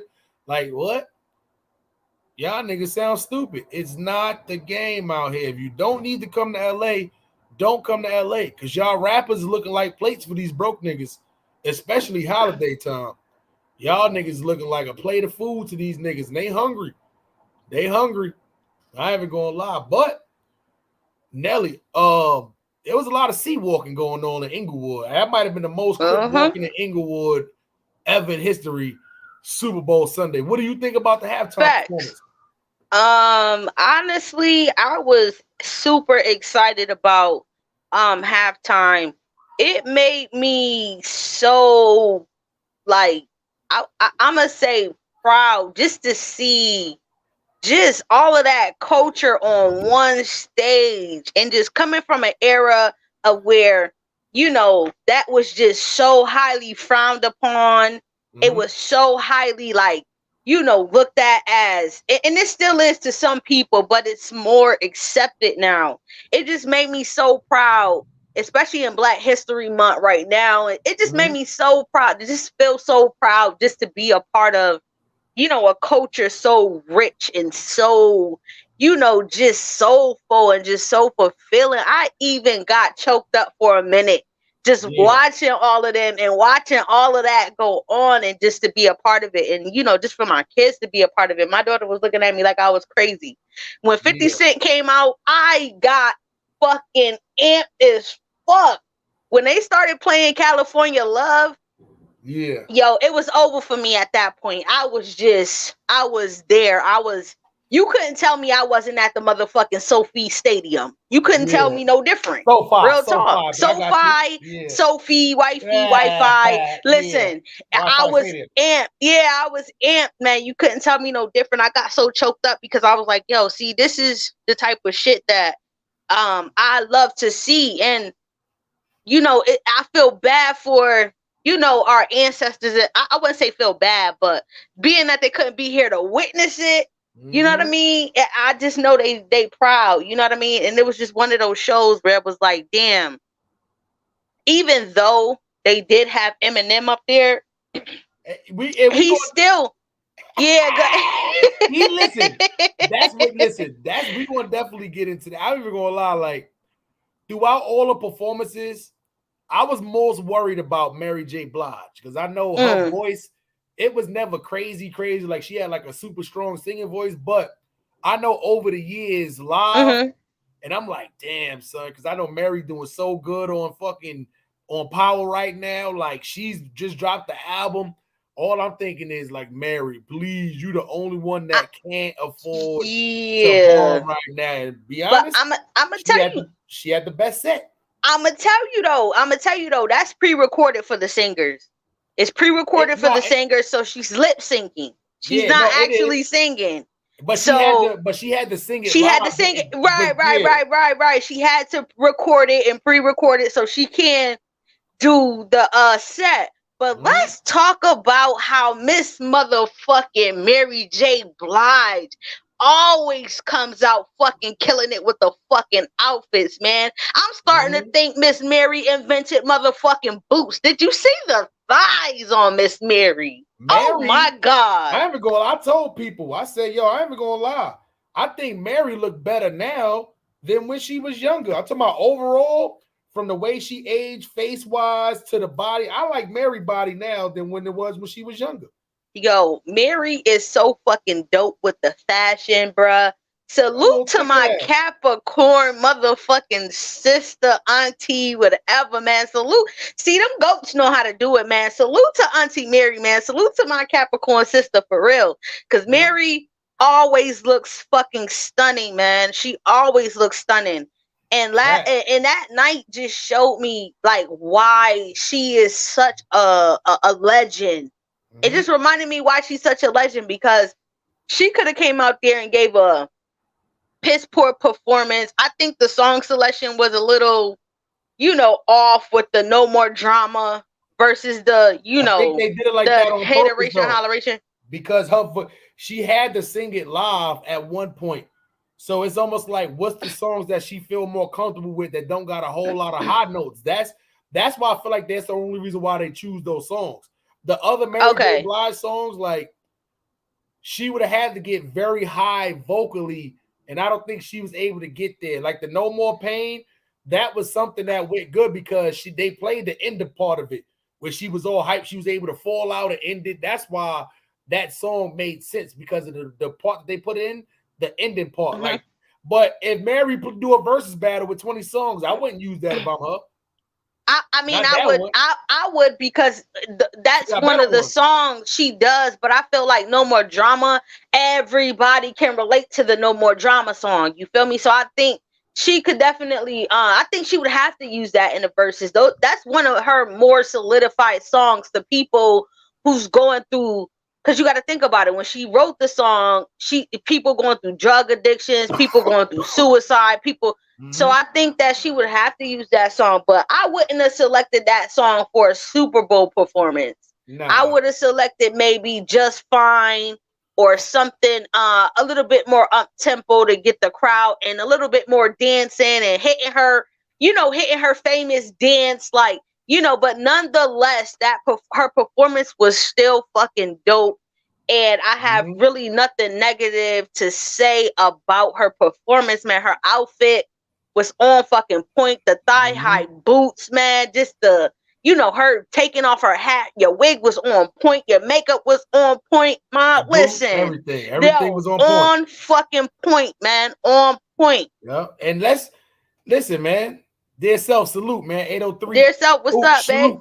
Hey, Arthur Fonzarelli, man. What's cracking, Dirt? What's up, Arthur? I think Eminem did, for him to be the only white performer up there, which was very controversial, but not really, because people understand it was Dr. Dre. He gonna bring his camp. At the end of the day, I feel like Eminem did for him to be the only white performer up there, he did the most blackest thing you could do at a football game. Was taking a knee? Which was taking a knee. Now, let's be for real, right? A lot of us forgot about the whole take a knee shit at the game. Like, it's, the whole Colin Kaepernick shit. Like, we forgot about that to an extent. He brung all that back by him being the only white performer and taking a knee and then putting the back fist in the air. How did you take that? Honestly, to be honest with you, I don't take it no type of way, because I feel like Eminem is one of us. Like, regardless of his skin color or not, he comes from the bottom of the fucking bottom. Like, it doesn't matter if he's not black. Shit, he's from the fucking he's from the fucking trailer park to fucking Detroit. Like, he you know what I mean? Like, he been through some type of struggle in his life. You know what I mean? It wasn't all like he grew up with a silver spoon. And to be honest with you, most white people look down on trailer trash or poor, white folk. You know what I mean? So, and then you have to think about it. He come up with what's his name? What was damn, I keep forgetting his fucking name. He come up with the one that got killed. Who, in LA? The one that got killed. No, his friend that got killed. What's his name? Proof. He come up with Proof. Like, you like, you know what I mean? Like, he's one of those white people who grew up in the hood all his fucking life. probably worse off. We're probably worse off than the black people he grew up with. You feel me? Probably way worse off, because even though yet and still, you know, they're white and everything, we think listen, poor white people are worse than poor black people. That's a fact. Listen, nobody in these projects behind me lives worse than the white person that lives in the trailer park. I'm talking about one of them real crazy. It don't compare. It don't compare. Yo, it go down to y'all apartment, y'all can call supers and all kind of shit. They don't got that luxury. They don't. Yo, I'm telling you, poor white. You ever got your trailer park towed? You ever got your trailer park getting your shit towed? They don't take you up there with the sheriff and like they take you, they tow your shit. They ship you all your shit out of there. Like, what? There's nothing worse than that. That's crazy. I'm telling you. Worse. Yo, facts. I'm telling you, poor white people are worse than poor black people. And I know a lot of people probably don't look at it that way, but on some real shit, I've seen it. I'm like, damn. It's not as many of them. That's why, Melly. Like, they right. as abundant. But if you was a black person who had that experience, that luxury to actually see or be friends or date somebody who was labeled, you know, poor white trash. Oh no, I had one. I had one, and the way I couldn't believe it was nothing I've ever seen in my life. I got a lot of family that still live in the projects right now to this day. Roaches crawling everywhere. It was nothing like that trailer. The whole park, my nigga, the whole park. What? What does that smell out here? Like what? Like these niggas live like 3 feet away from you? Like what? It's another nigga 3. You fart, you don't know what trailer that shit came from. It's like, what the fuck is that? I'm telling you, it's worse, yo. Crazy. It's bad. So, you know, so I understand, like, you know, even though, you know, he get it in with us, like he's low key one of us, but not quite, because, you know, he'll have more opportunities. He come out with that and different things like that. So, and another thing is when he first came out and was dissing, you know, Britney Spears and Christina Aguilera, Backstreet Boys, and different people like that, they liked it. It was fun to them. You know what I mean? Yeah. So, it's a different. But what do you think about the song that he did, the Lose Yourself? Would have been I ain't even gonna lie, like 50, I wouldn't have chose the In the Club shit for 50. I would have did a different song if I was 52. But what about the Lose Yourself? Do you feel like that was a good song for 50? Oh yeah. I think that was a good song for Eminem, because that was one of his most solidified songs. That was the 8 Mile. That was on the 8 Mile soundtrack, and that was one of his most notable songs. You have to think about how much of an impact that had, even for black people as well, because I found myself in the living room singing every fucking word. You know what I mean? He came out with some shit that he was dissing Britney Spears, teeny bopper shit or some shit like that, I wouldn't have been, you know, as much in tune, right? Yeah, so Lose Yourself, so Lose Yourself is one of those anthems. And then you have to think about it. It's the Super Bowl. You know how amped them players probably got hearing that song? That's what I was just about to say. They're gonna be using that song like how they was using the Jim Jones bowling and a lot of basketball shit. I feel like they're gonna start using this song because it was a motivational song, and that's why I was about to get at too, as far as Eminem. Why I think it was very smart for him to A, pick that song, B, take a knee, and then C, put up the fist. It all played hand in hand, from the song to the kneeling of the knee to the fist. It was almost like, okay, he's here for the black football players. That you better lose yourself in the music the moment you want it. You better never let it go. You only get one shot. Do not miss your chance to blow. It's opportunity come once in a lifetime. That's some Super Bowl shit right there. That's Super Bowl shit. So if I'm about to play the second half and I hear him talking that shit, I'm about to go out there and fuck something up. I'm about to go fuck something up. You know what I'm saying? Like, it's motivational. Then he the only black nigga that get down and take the knee. The black fist, like what? Kendrick, you ain't do that. I ain't gonna lie. Don't you speak on Kendrick. Don't you speak on Kendrick like that, man. Don't you do it. Yo, listen, Kendrick. Nobody's even talking about Kendrick part of the performance. Nah, and I felt like his part was probably the most prominent part in this. Like, It real was talk. It was the dancing, the technical. I like that part. Like that was to me the whole shit with the fraternity. I just think once again, I wouldn't have chose that song for Kendrick Lamar. I would have did a difference, but I like the whole. But think about it, right? That's the one part of the performance that nobody's talking about. And I feel like that was the highlight. I feel like that was the highlight of the performance. Yeah, Kendrick. I mean, honestly, I feel like that was kind of like the highlight of the performance. Like, besides 50 Cent hanging upside down, like he did with the OG unit beater. Like, I feel like Snoop Dogg, the highlight of that whole Super Bowl was Snoop Dogg. I'm going to be honest. The highlight of the whole Super Bowl, Snoop Dogg looked the most comfortable up there. He sounded the most comfortable up there.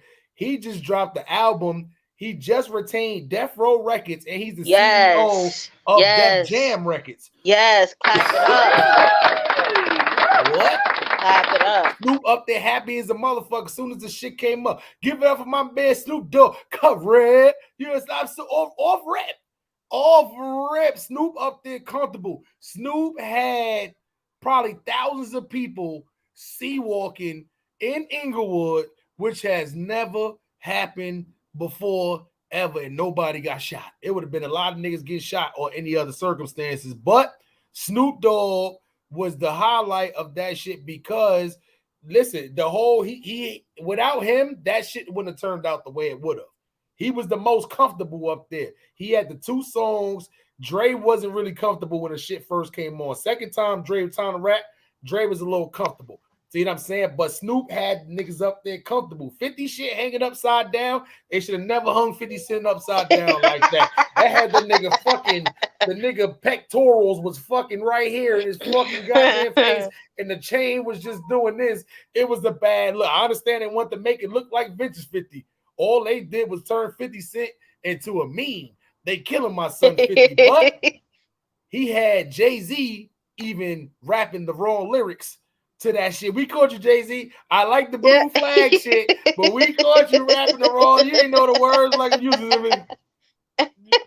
You using that looking crazy, Jay. The blue flag we respected though, but man, you didn't know the lyrics to save your life. But yeah, 50 Cent, that was his mic should have been a little louder. I don't like the way 50 Cent voice sound right now when he doing live shows and to turn his mic up a little bit. His voice don't project, but you know, he lifting weights. He getting a lot of money. He's eating good. When you get at that age and you made it out the hood, you've been shot 9 times, and now you got one of the best fucking one of the best series out there. Power Universe. You know what I'm saying? Now Arthur Falzarelli, because he wrote it don't mean he didn't know that don't mean he knew the words. I think that nigga wrote mad shit. He probably don't remember words, some shit that he wrote on his old album. You know how I know that? Because when I go back to I be fucking up on something. I be like, damn, how the fuck I don't know? I wrote this shit. He don't know that shit. You write the shit, you give it up, and that's it. He probably didn't. He was fucking up the words. You see, he had them glasses on. Like nah. He was looking crazy. He tried. They caught that nigga right on time. I said, damn, Jay. I said, damn. At least they caught Kanye on his. LeBron James knew all the words. You couldn't tell LeBron James he wasn't 50 Cent. He was probably spitting on people inside the whole fucking, inside the skybox and all that. LeBron James knew all the words. They caught and that's crazy. I said, nah, Jay. Nah, that ain't it. Yo, and that's crazy because I know every song on Get Rich or Die Trying, word for word. And that's crazy. Yeah, that shit is still in my top 5 of albums. Oh, yeah, for sure. Ever. Yeah, I ain't even gonna lie. I got the Nas shit up there. I got the Jay-Z Hard Knock Life 2 album up there. I got that shit. It's a couple of good albums I got. The Mobb Deep shit. And it's a couple of good top 5 albums that I got in my what's the name too, as far as just albums, not the artists, but just the albums though. Mm-hmm. But yeah, I ain't gonna lie, that Super Bowl shit, nobody fucked up. I think all the performances was good.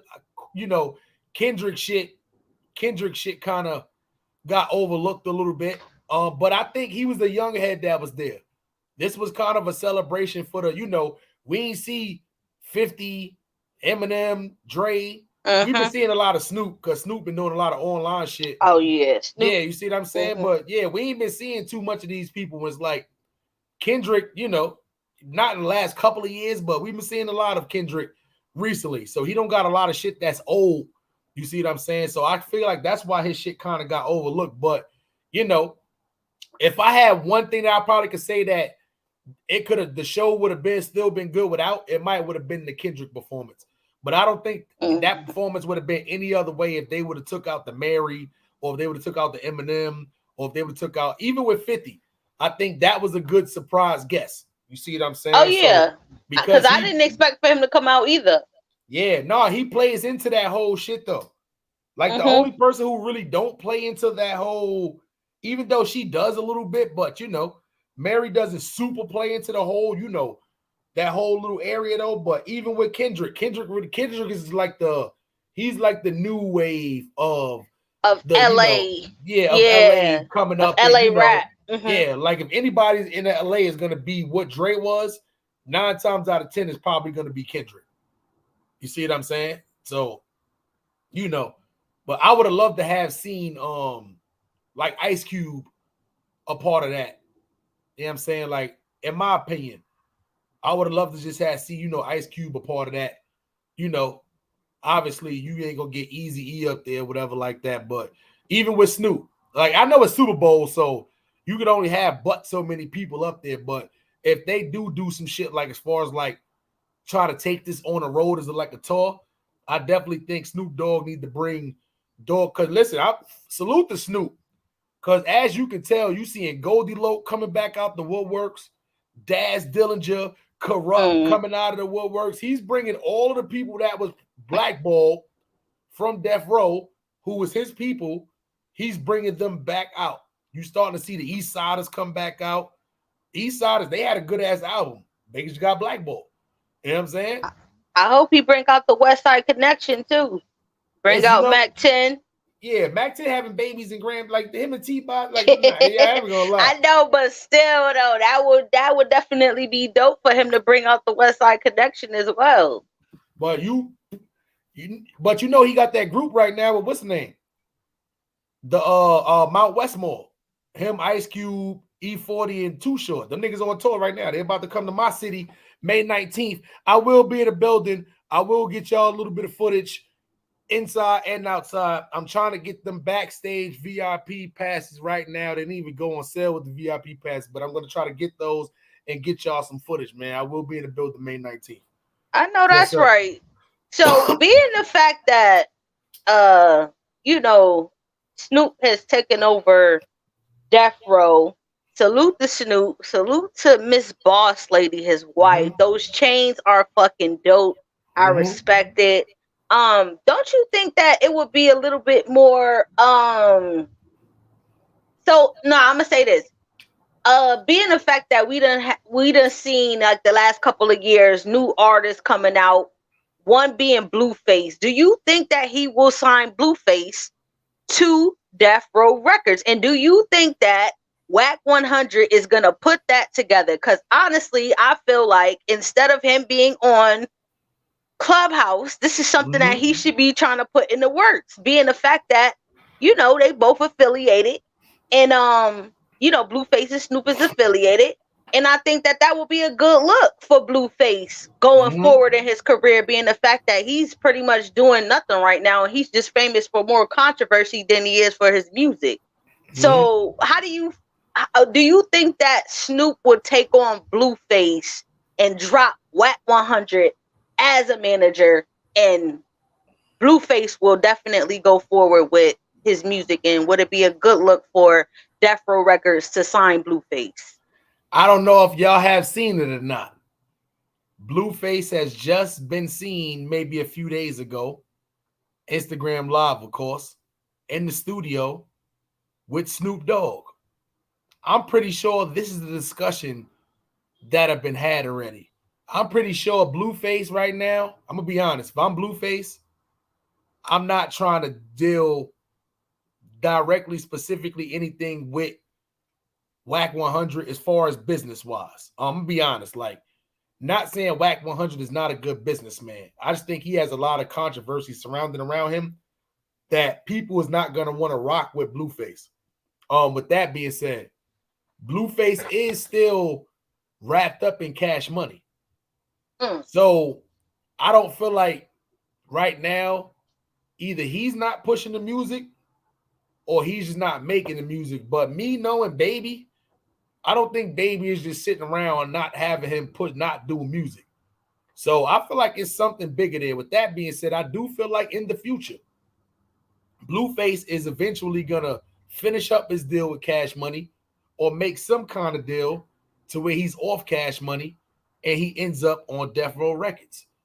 If I'm the Game, I'm thinking I'm doing the exact same thing. If I'm the Game, if I'm Snoop Dogg, I'm looking for somebody right now who's gonna be a good number 2, number 3, maybe number 4, somebody who's in the future that can possibly take this over and, you know, that's still out there musically in the street too. I think the Game is somebody who's gonna eventually be in that position, not just there being another rapper. I feel like he's gonna be an influencer. He's gonna be one of the top people, sort of like when Cameron went on Rockefeller Records. He didn't just go on there as a rapper. He went on there as a partial CEO. You see what I'm saying? So I feel like the Game would be in the same predicament like that. With that being said, it's a lot of older heads on there. The whole them being blood, them being Crip shit, that shit is out the window. Let's be for real, right? Like Snoop has been known to rock with other Crips that his set don't even really get along with. So for him to do business, he not even thinking nothing like that. You see what I'm saying? But now, you know, the crazy part, Arthur Fonzarelli, is this is what I feel like Snoop's gonna do. Because remember, Snoop owns Death Row. He's still a CEO of Def Jam Records, though. I think he's going to be signing a lot of East Coast artists, too. I don't think it's just the Death Row shit and just with West Coast artists. Remember, with the Def Jam shit, that's predominantly like East Coast-based shit. Remember, these record labels are kind of struggling right now.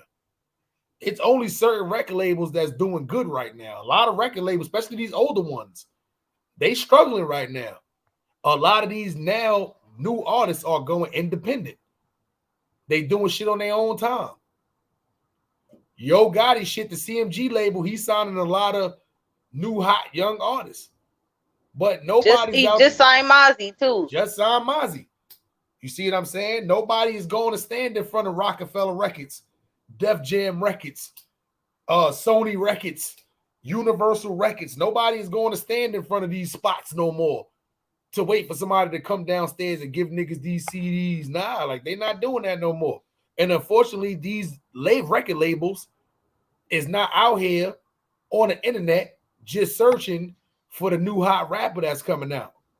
You see what I'm saying? So that's the only problem with that. You see what I'm saying? Snoop should sign Dave East. I don't see Dave East. I don't see Dave East declining a situation with Snoop at all. Like, if that was something that presented itself, I think that that's something, even if the money wasn't quite right, which I don't see Snoop Dogg lowballing Dave East, pause. But I do feel like that's something that's definitely, if it's talked about, if it gets around there and the situations is right, I definitely see that's happening in the future. You see what I'm saying? Because Snoop, not saying he's gonna need East Coast artists, not saying he's gonna need South artists. Right now, the whole shit is drifting back over to the East Coast right now. Drill music did it. Now you got Boom Bap coming back. Salute to Griselda. I don't want to say they single-handedly did it, but they had a lot to do with the whole vibes and shit and the whole flow and the whole movement coming back, pushing towards the New York side of town. So I feel like he's definitely gonna you know, he's gonna need some East Coast artists to kind of push both of these labels ahead if they trying to get back into the game. Because you got a few labels like the CMG label that's out here showing people that you don't have to be independent. You can rock with the label. These labels just got to stop trying to, you know, take 85% of these artists' money all the time.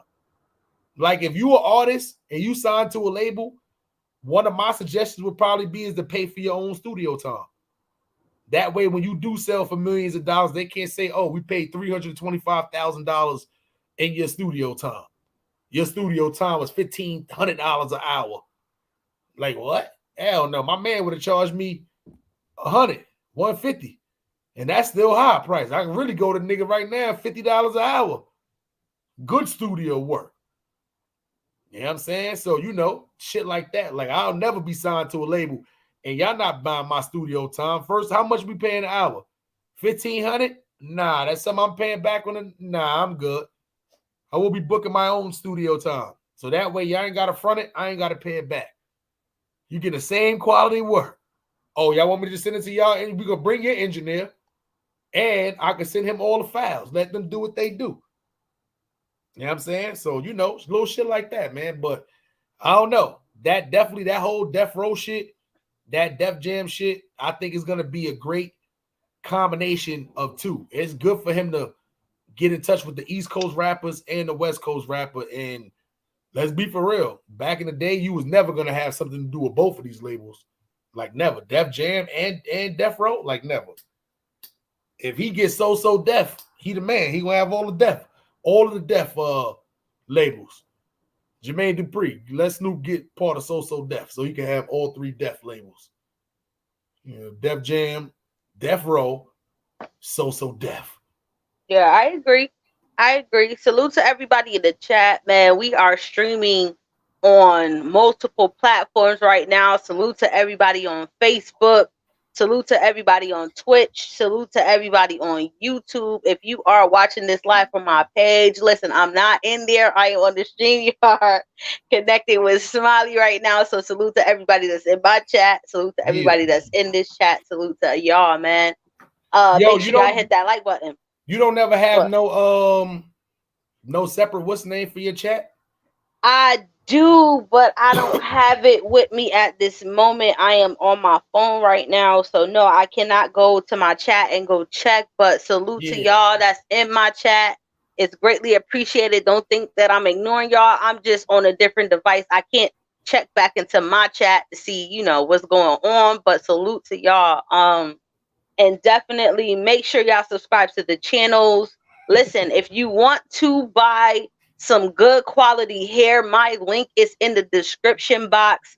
Make sure y'all cop that good hair. It is tax season, so I know a lot of you bitches want to go buy. Sorry, I know a lot of you women want to go out there and buy some new wigs and buy some good wigs. So hit that link. Go cop your bundles. Go cop your inches, because Melly Mel is definitely scrubbing the ground with the hair. So y'all bitches better catch the fuck up. Because my shit's going to be down my motherfucking back, okay? Touching my calves. How about it? So make sure if y'all want some new hair, want, you know, all your quality hair products, please go check out my link. Go support. Go buy the hair. Good quality hair. It'll be to you in about a good couple days to a week tops. Very affordable. Check that out. Facts. Summertime coming. Y'all don't want to have them super hot wigs on with the them shits don't be fit. That they don't be feeling right. This girl told me, like, you gotta have the right wig in the summertime. And I didn't know what she meant until I put one of them shits on playing around. And I said, damn, this shit hot as a motherfucker in here. So I understand what she's saying. Them cheap wigs, them shits, listen, them shits pack heat. Like 15 Jamaicans in a, you know what? I'm gonna leave that joke alone. But them, you be hot as a motherfucker, making niggas sweat. Y'all better go check Melly Mel for the good quality wigs, man. They summertime ready. When that New York heat is beaming down, that CT heat, look, the heat be looking like my hand. This the heat. You know what the shit be doing to them cheap wigs? They be doing this. Pushing that shit back. Listen, trust me. Go rock Yes. with Melly Mel. Get the good quality wigs so that he'd just be like, oh shit, she got the good wig on today. We can't do nothing about it. You know what I mean? Definitely. And I will be doing reviews on West Kiss hair. So y'all stay in tune for that. I will be showing y'all, giving y'all what it's like to go get my wigs installed before and after. Just doing reviews on my hair products and the hair that I do get from West Kiss. So just make sure y'all stay in tune for that. And also, I got big things popping off here in CT. So if you are in the surrounding areas and you know what the fuck is going on, just make sure y'all tune in as well. I'm definitely about to hit a whole nother fucking plateau that y'all have not seen yet. So just make sure y'all stay in motherfucking tune with this podcast. Stay in tune with Melly Mel. Stay in tune with Harlem Smiley, man. Just stay in tune with us. Point blank, period. I am making moves like the great white shoes. Ooh, like Smiley, like Harlem Smiley said. The great white shoes. Like the great white shoes. You know like Harlem Smiley say, I am definitely making moves, man. Y'all are definitely going to see me on y'all TV screen real fucking soon, man. Real fucking soon. Hey, yo, I gotta clap it up one time for the best rapper in CT, Fuego Bass, man. He said salute to the guy, man. One of our favorites over here. Facts. Salute to my guy, Fuego Bass, man. If y'all are not subscribed to his channel, please go subscribe. Niggas is next up out of fucking CT. I don't give a fuck what nobody say. People can say all the shit that they want to say. Oh, you from Connecticut. You this, you that. But nigga, if you hit the wrong turn in CT, that's your motherfucking ass. So, with that being said, fuck you, Whack 100. Fuck everybody on Clubhouse that has something bad to say about CT. Fuck you niggas, cause we next up. Yeah, you got under that skin when you called that nigga a janky promoter. Anyhow, that nigga came and got your Instagram and put it up at PT and started talking about Melly Mel. Melly Mel made Whack 100 so mad on Clubhouse in his Clubhouse room that he had to go to her Instagram and put that shit up as a PT and start talking like, what? Did she that nigga, you a janky? She called you a janky promoter. It is what it is. We don't do the Clubhouse shit, avatar shit. Avatars argue with each other, niggas screaming at each other. You see this face? You see her face? Oh, she this way this time. You see her face over there? You want to really talk that shit? You come over here and we drops the link and you hit the link and you cam up and you look face to face like a grown man or woman, whoever you are, so we can know the face behind who's talking. You could be a Geek Squad nigga talking all that gangster shit. Never been in the hood all your life. You could be a white person or a white person saying the word Negro. Like you not Joe Rogan. You see what I'm saying? Like, nah, I don't need to cam up and see who I'm talking to. Is this Mr. Rogan? Or is this just somebody on Clubhouse who is an avatar? Come over here, YouTube shit, paid shit, hit the link, and talk your shit. You ain't doing that Clubhouse shit. You had 4 grown men up there trying to jump old Melly Mel avatar style. And she was up there rope-a-doping you niggas. Rope-a-doping you niggas. You know what I'm saying? I felt bad for y'all niggas, not her, because I seen her in action on YouTube. You think the Clubhouse niggas who just learning how to do that gonna be able to take down? Like, nah. She do this. So she rope-a-doped y'all niggas. You got so mad, you had to put up her Instagram as a PT. I said, damn, Whack 100. Melly Mel to you is supposed to be, she ain't nobody. She's just a CT girl. Just 2 L's, all caps, all facts when you type in her name. Get to her channel. She's a nobody. You Whack 100. You the manager of the game. Blueface. You supposed to be Pacoma Paru. You PPP loaning. I mean, you supposed to be somebody in these streets. She a nobody. You got so mad she called you a janky promoter. You gonna fucking, come on, Whack 100. You gotta be better. You love arguing females. You try to fight the girl that stole Blueface car, but we don't want to jump too far ahead of the game. We're gonna get into that too. Fact. You know what I'm saying? She drove that shit all the way to the South and got arrested and go talk about, nah, he loaned me this car. What? You know he ain't loaned you that car. We all see like, what the fuck? Like, nah, you stole that shit. You can't go cross country in Blueface car with your tooth missing. We know who you are. Your tooth missing. But Anyway. if we really want to get technical though, this nigga got pulled over with the blicky, no license, no registration, no nothing. So he ain't no better. It's just like I said, use a janky ass promoter, because anybody who has an artist that want to see their artist do well will make sure their artist has everything that they need. So when they get caught in those situations, they don't have to go through that. Most of it would have been was a ticket or a warning. But you can't even, you know what I'm saying, manage that. So how the fuck is you supposed to? Never mind. You know what? It is Where's what it the is. music at? That's why I don't want to see this fucking Bad Girls Club. But where is the music, Blueface? I keep hearing clips after clips on this Bad Girls Club shit, Instagram shit. You in the studio? Where is the music? This is what I'm saying. Somebody is fucking up somewhere. Somehow, some way, something is wrong. Every song he was putting out was selling. I don't care if people liked it, they didn't like it. If you didn't like Blueface in the beginning, he had everybody still to this day calling guns mops, sticks, all kind. He walking around with the mop, bust down Tatiana. They call their girls Tatianas. And listen, they still calling bullets Tati. If they would never be calling him that if it wasn't for bust down Tatiana. You see what I'm saying? Like, this is what I'm saying. Where is the music? He had too much of a wave. According to the hits, Blueface got 8 to 10 hits right now. He can do a pre-versus. And y'all just stop doing the music? What? That's crazy. You can't just stop doing the music. Janky promoter. I'm going to stand by that. That's just, I'm going to stand by that. I don't care what nobody says. It ain't Cash Money, the label, because that's the most wealthiest label in the game right now. I know they got the money to push it forward. I know they ready to go whenever he's ready to go. That's the problem. Either he ain't ready to go because he's doing other stuff and not the music, which that's the manager fault. You supposed to be, where's the music? I get paid when you get paid. We ain't getting paid unless you rapping. Where's the music? Like, what the fuck? Like, nobody's selling this nigga this shit? Fuck it, just go get the bitches to hit record. Bad Girls Club shit. We're gonna do this. You know what I'm saying? Facts. Low budget shit. Facts. Low budget shit. Janky promoter shit. My thing is this. Everybody jumped on me because they like, oh, you from Hartford, you from CT, and you talking about New York, or you involved. I'm Hartford, but right, but aren't you from the West Coast getting involved in politics on the East Coast? So it's you contradicting yourself. I'm more closer to New York than you are. Yeah. You feel me? CT has affiliations with NY. If you know, then you fucking know. If you don't, then you don't. But NY and CT have connections to each other. If you know, then you know.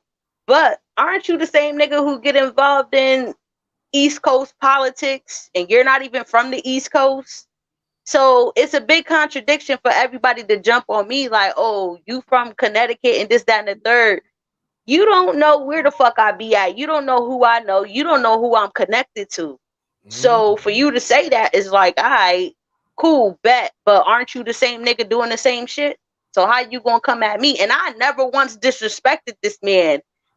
Before I even called him a janky promoter, Smiley, he was naming clubs and naming streets and like he be in New York. And I simply said, it's a difference between you passing through New York and you actually being in New York. Two different things. You could call out Sue's Rendezvous. Who the fuck don't know about Sue's Rendezvous? And no real person from New York gonna like, what the fuck? Like, no real nigga's gonna be like, okay, well, you know that spot. Like, nobody don't care about that shit. You can sit here and name every project building in Brooklyn. I'm gonna be like, okay. See, that's what the problem why I don't even make sense to argue with him sometimes, because only thing he do is gonna say, well, yeah, I'm gonna call my man such and such who live out there, you know, from such and such, and I'm gonna make a call, man. And he try to convince niggas he know people every state, every borough, every hood.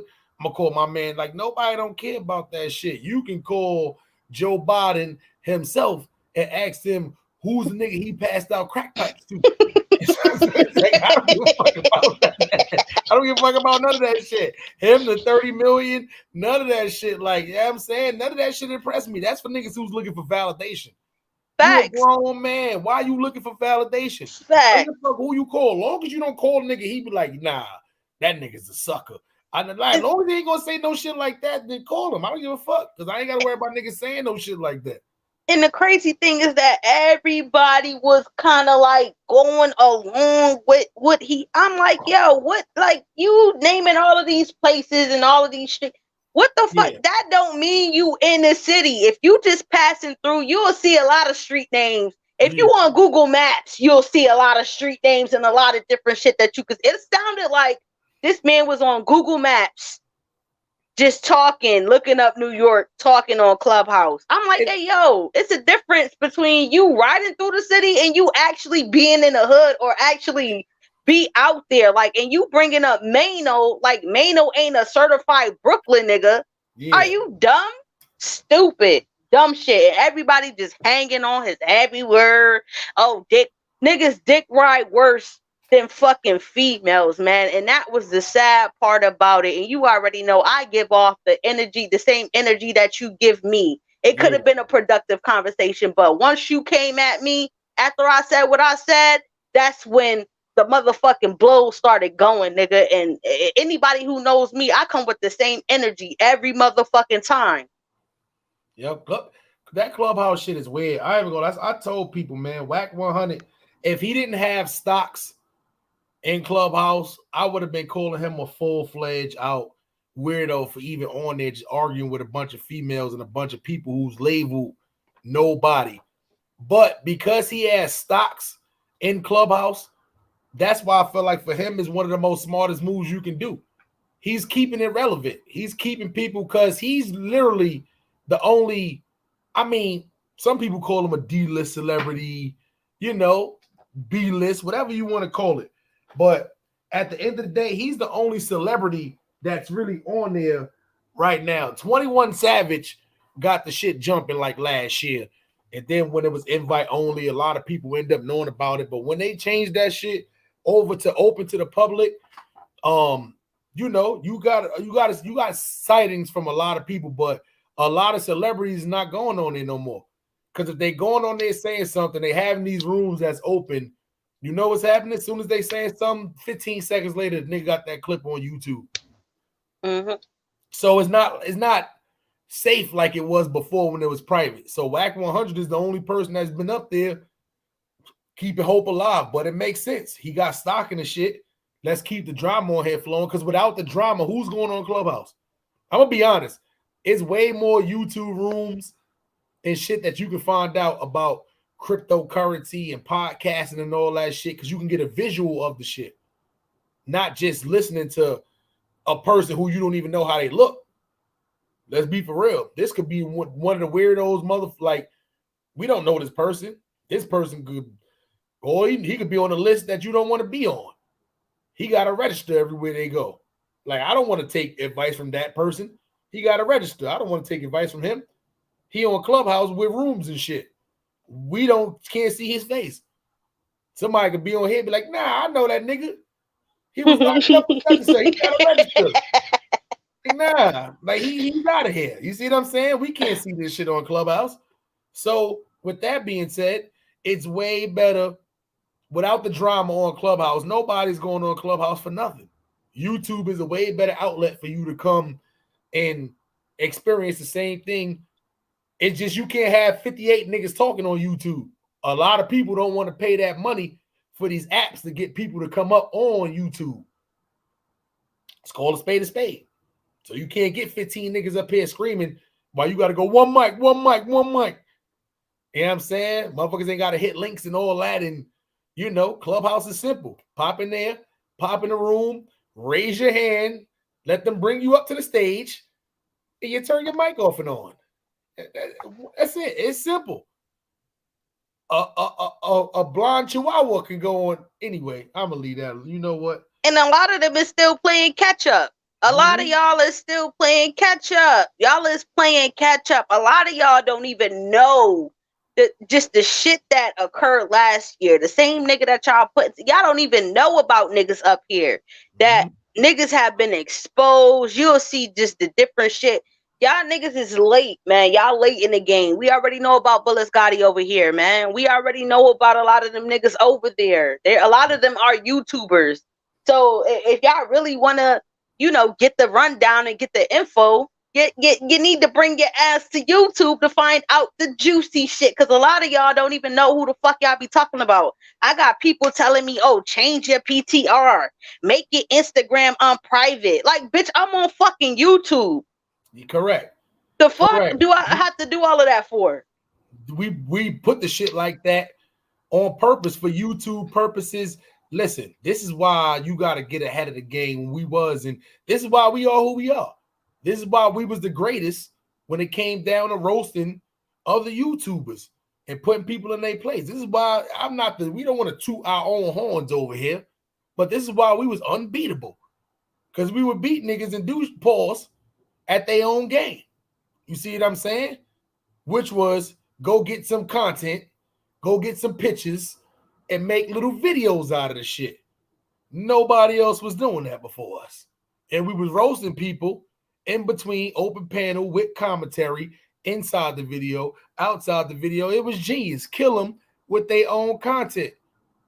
They got so mad that they had to start, you know, going to Facebook and going to Instagram and bringing up people, kids and family members, and like, nah. So that's when we had to take certain precautions, because we not like that. We leave the kids out of it. Nobody, family members and kids, there's no reason for them to be involved in it. This is YouTube stuff.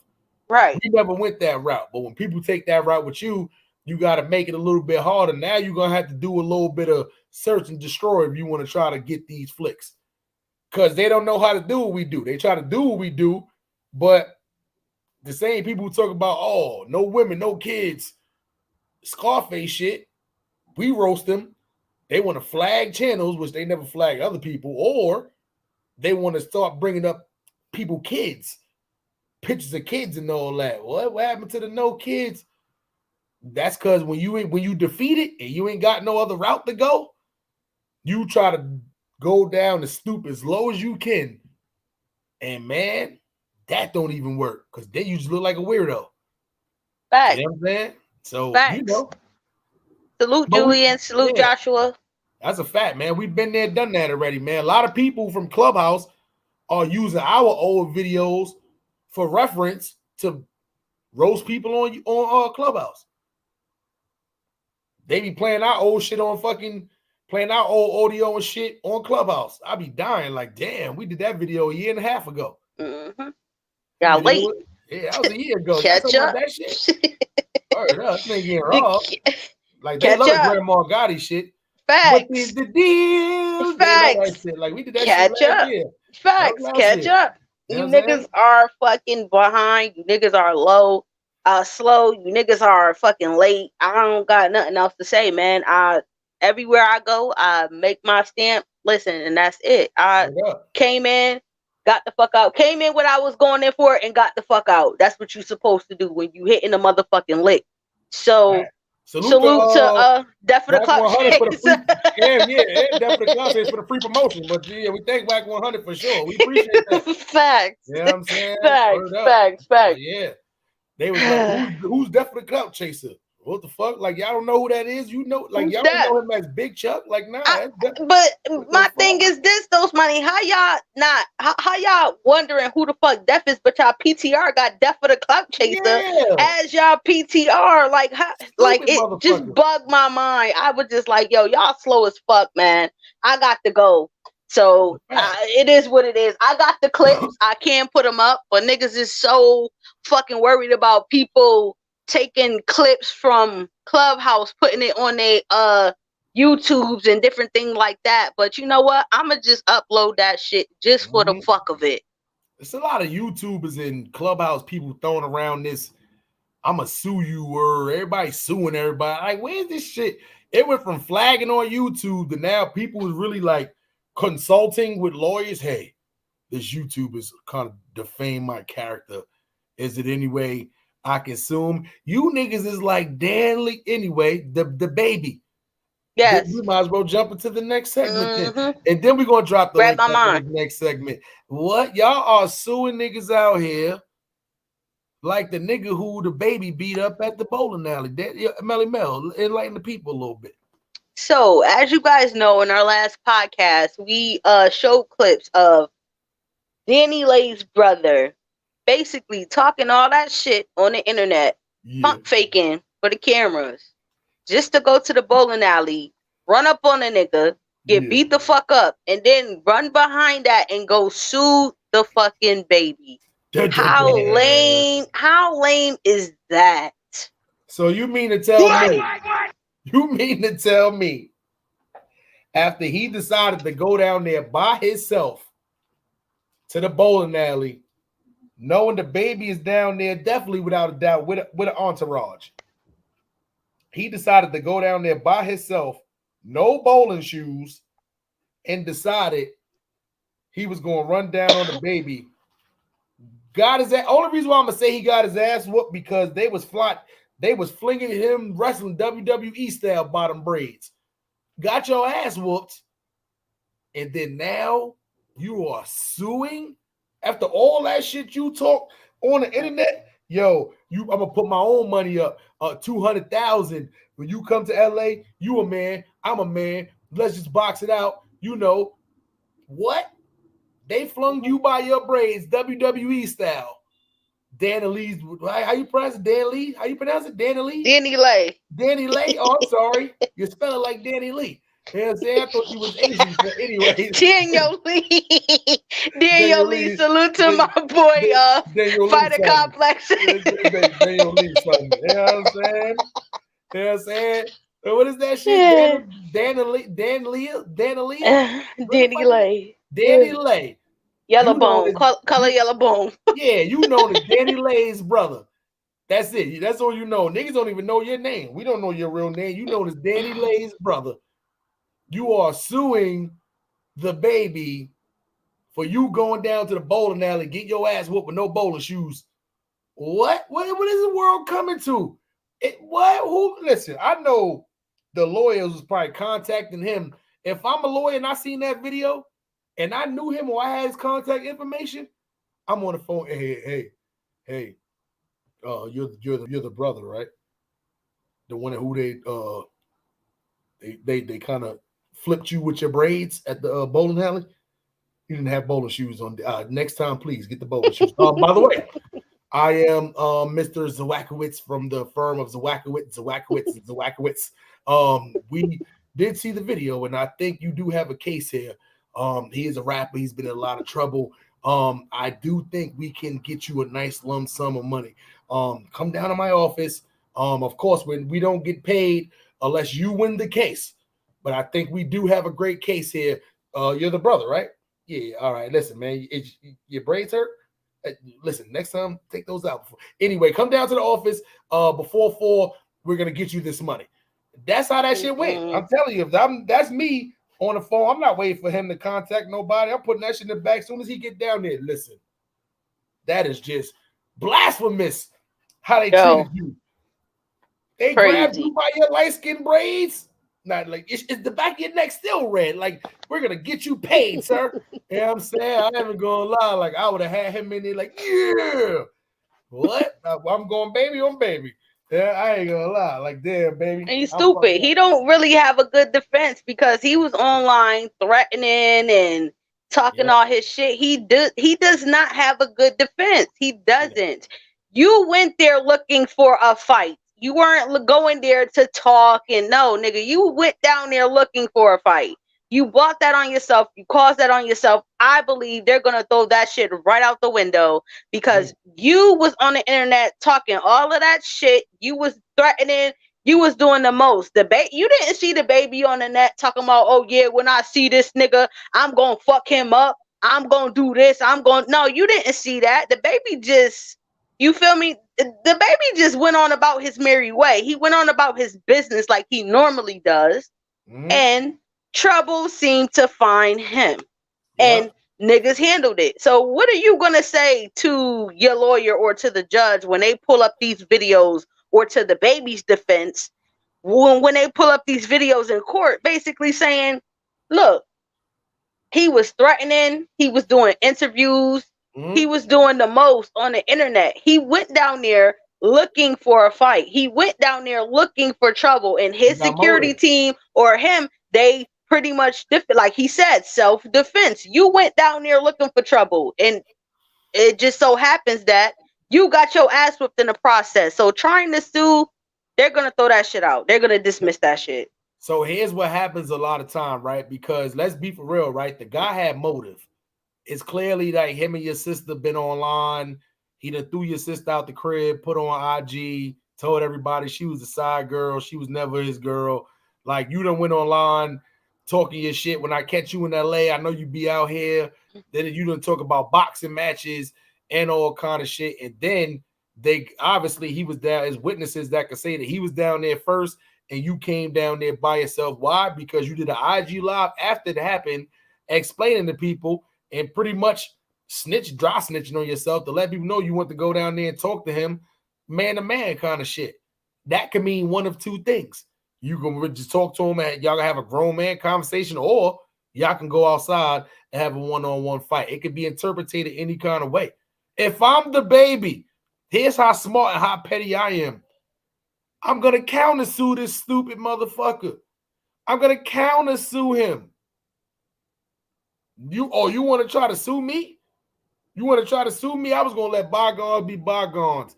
Now I'm gonna counter sue. If I'm the baby, I'm gonna say, look, he got me. I'm back in the news for beating this person up. He done messed up the whole video shoot. I literally need restitution for all of the shit that he fucked up. It might be people that don't want to book me for shows right now because they think I'm still out here controversial. This whole shit could have prevented the baby from getting a lot of future. Oh, he's back at his old ways again. Same shit. Just shot somebody before. The shit with the baby mother. Now he's beating up the brother. We're not booking him for nothing. If I'm the baby, I'm countersuing this motherfucker. If he only got 200,000, I want 193. I need it. Nicki Minaj style. Like, I don't even need the 193, but I just don't want you to have it. Fuck it. Kenneth Chapel in the building. What's good? What up, Kenny? Oh, what up, Kenny? What's up? Yeah, but that's how I would do it, though. I ain't even gonna lie, but yeah. Salute to the baby. I don't think he's gonna. I don't know. I don't think he's gonna lose that, but a lot of rappers like to settle out. A lot of rappers like to settle. It's because sometimes it will be cheaper for you to settle out if the person not asking for no astronomical amount of money versus paying lawyer fees and all that shit. Your lawyer fees may come out the cases like this. That shit may come out the 150,000 or something like that they want for this case. The dude, you might can pay them just a little, a little 75,000, 100,000, pay them a little something. And then next thing you know, boom, bop, bip, the shit is taken care of. So sometimes a buyout or a settlement, what they like to call it, will be a lot cheaper than going to court back and forth to fight this shit, man. Arthur Bird. What's up? Shit chilling, man. Let me ask you something, man. Okay. Because we're gonna drop the link. If anybody else in the chat want to pop up here, Melly Mel is gonna pop back up here. If anybody in the link in the chat want to pop up here and give us some of your insight on what we've been talking about this whole podcast, man, let us know. So, what topic you want to jump back into, man? Yeah, it's on you. Okay, what I really want to jump into. I don't know if you heard. All right, so we all know Snoop is the owner of Death Row. He bought Death Row. Mm-hmm. All right, so Snoop came out and said, I read a thing today that he wants to be the first record label in the universe. That he wants to be an NFT record label that's manifested and organically making moves in the metaverse.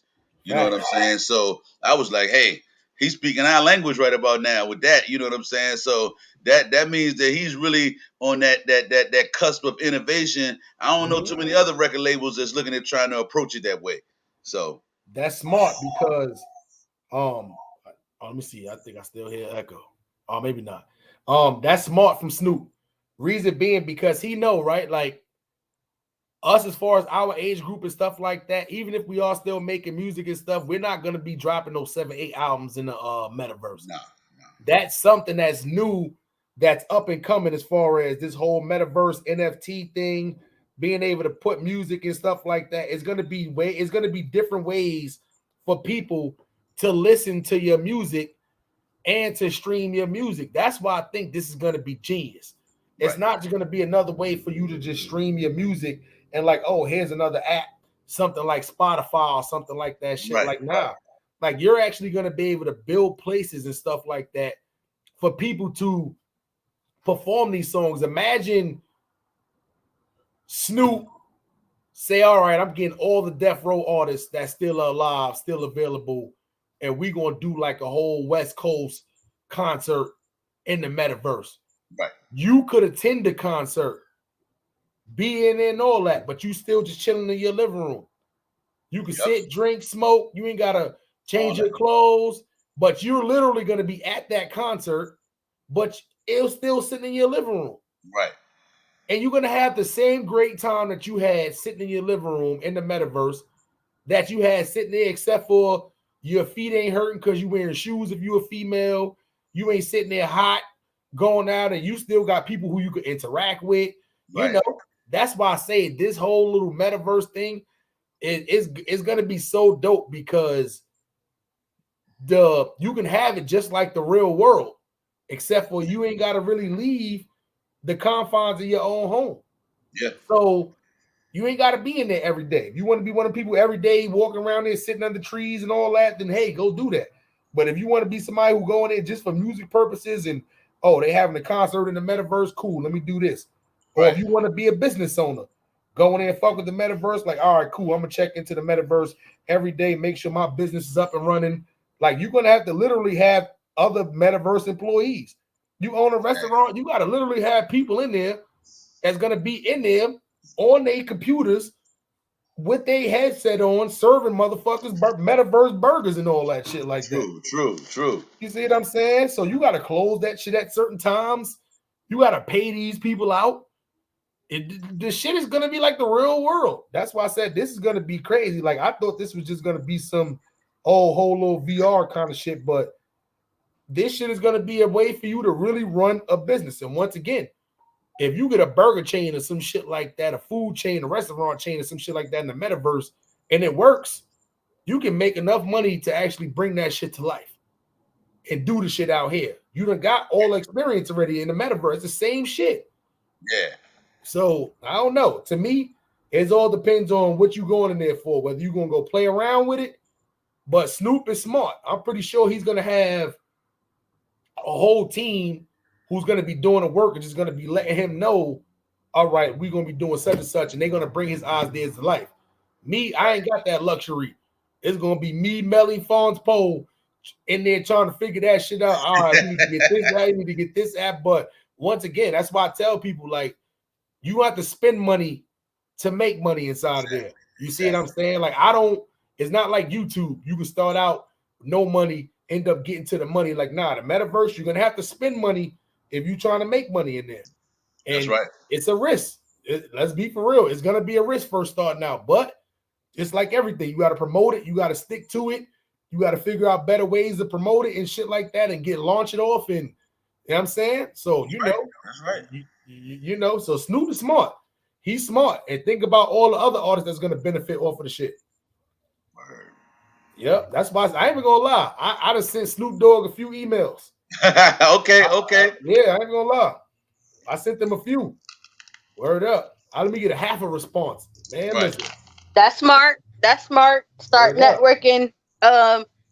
You know, just outside of different places. And another thing about networking, it doesn't always mean, like, people feel like, you know, when we get up here on YouTube, a lot of people think that just networking or, you know, burning certain bridges is not going to get you nowhere. Listen, I will never burn a bridge that I know I'm going to need later on. Mm-hmm. So a lot of the people that I do probably get into it with, man, listen, I don't need none of you motherfuckers to get to where the fuck I'm going.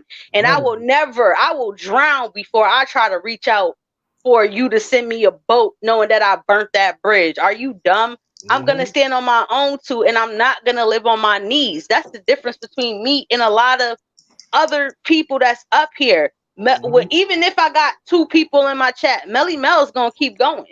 We still gonna keep going with the flow. But you know what it is? It's idiots that probably watching that shit right now, probably looking at your YouTube chat numbers. It's stupid because, like we said, we live on 5 platforms right now, so we ain't seeing no 2. The number we seeing is through all 5 platforms right now.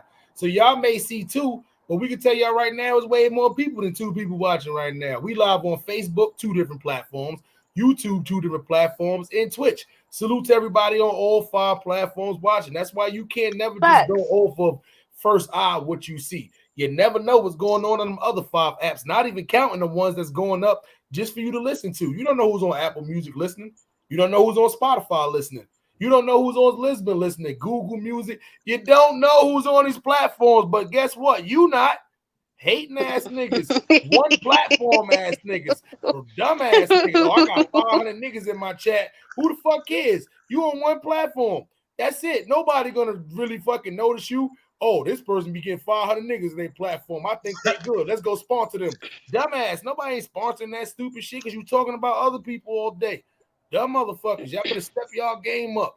Metaverse shit. Y'all can't even spell metaverse.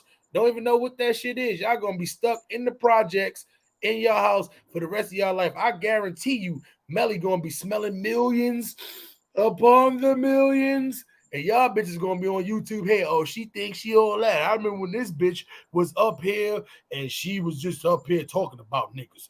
3 niggas in her chat. She was a nobody. You gonna be saying that? Why she don't even remember you niggas? She not thinking about y'all. She not thinking about y'all at all. And people is not seeing the behind the scenes connections that's going on, the behind the scene networking that's going on that does not get displayed for YouTube because it's not YouTube business. It's not YouTube business. That's what y'all don't seem to understand. Y'all don't know the people that I know. Y'all don't know the shit that I'm doing behind the scenes. So it's easy for motherfuckers to be like, oh yeah, she just got the listen. I'm telling you, I am manifesting this shit. You are going to see me on your TV screen within the next couple of years. I guarantee it. Facts. How about that for manifestation and putting it into the universe?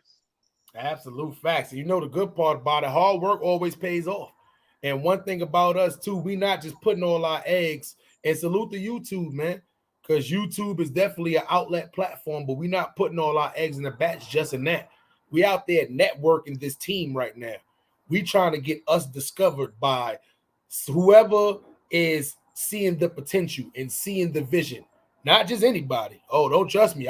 Trust me. We got way too much content just to go take anything from anybody. Oh no, we can do that by ourselves and make this YouTube money. We trying to get up there. See what I'm saying? And we're doing a lot of promotion of ourselves. A lot of networking of ourselves outside of shit that y'all see. So when we say we sending emails and we networking and we in different parts and we on these different apps, we're only doing it just so we can bring great content and start getting these numbers that we know it's worth for the real content creators, the real ones, the ones who want to write real good content on social media, not just the bullshit. Other content creators talking about other content creators, black person not helping black, talking about the other black. You see what I'm saying? You know, shit like that, bringing down instead of helping. That's why I'm not doing none of that shit no more. I don't care who it is. It could be somebody right now, go make a nice 2-hour blog. Man, fuck all them smiley, yada, yada. It's all good. That's all you. Guess what? Karma's a bitch. It's going to come back on you. It ain't going to come back on me when I don't respond. You know what I'm saying? For what? I'm bringing nothing but good vibes, good energy into this world. You niggas bringing nothing but hate, bad. I don't care how much 500, 300 niggas you get in your room. Guess what? Misery loves company. That's the problem. You got about 300 miserable niggas who's trying to rock with y'all. That's why the real ones ain't over there in the chat. listening to that bullshit all the time. Sometimes it's a little funny, but when it's redundant, every live, nobody's listening to that shit. It's just the miserable people that's over there because they comfortable with you. Misery loves company. Yeah.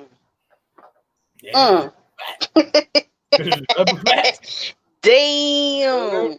And for the ones that's been, oh, you fake, you this, you that, listen, I'm just as fake as y'all. So keep that shit pushing elsewhere. I ain't never switched up. I ain't never changed my style. If I got a vendetta with you, then I got a vendetta with you.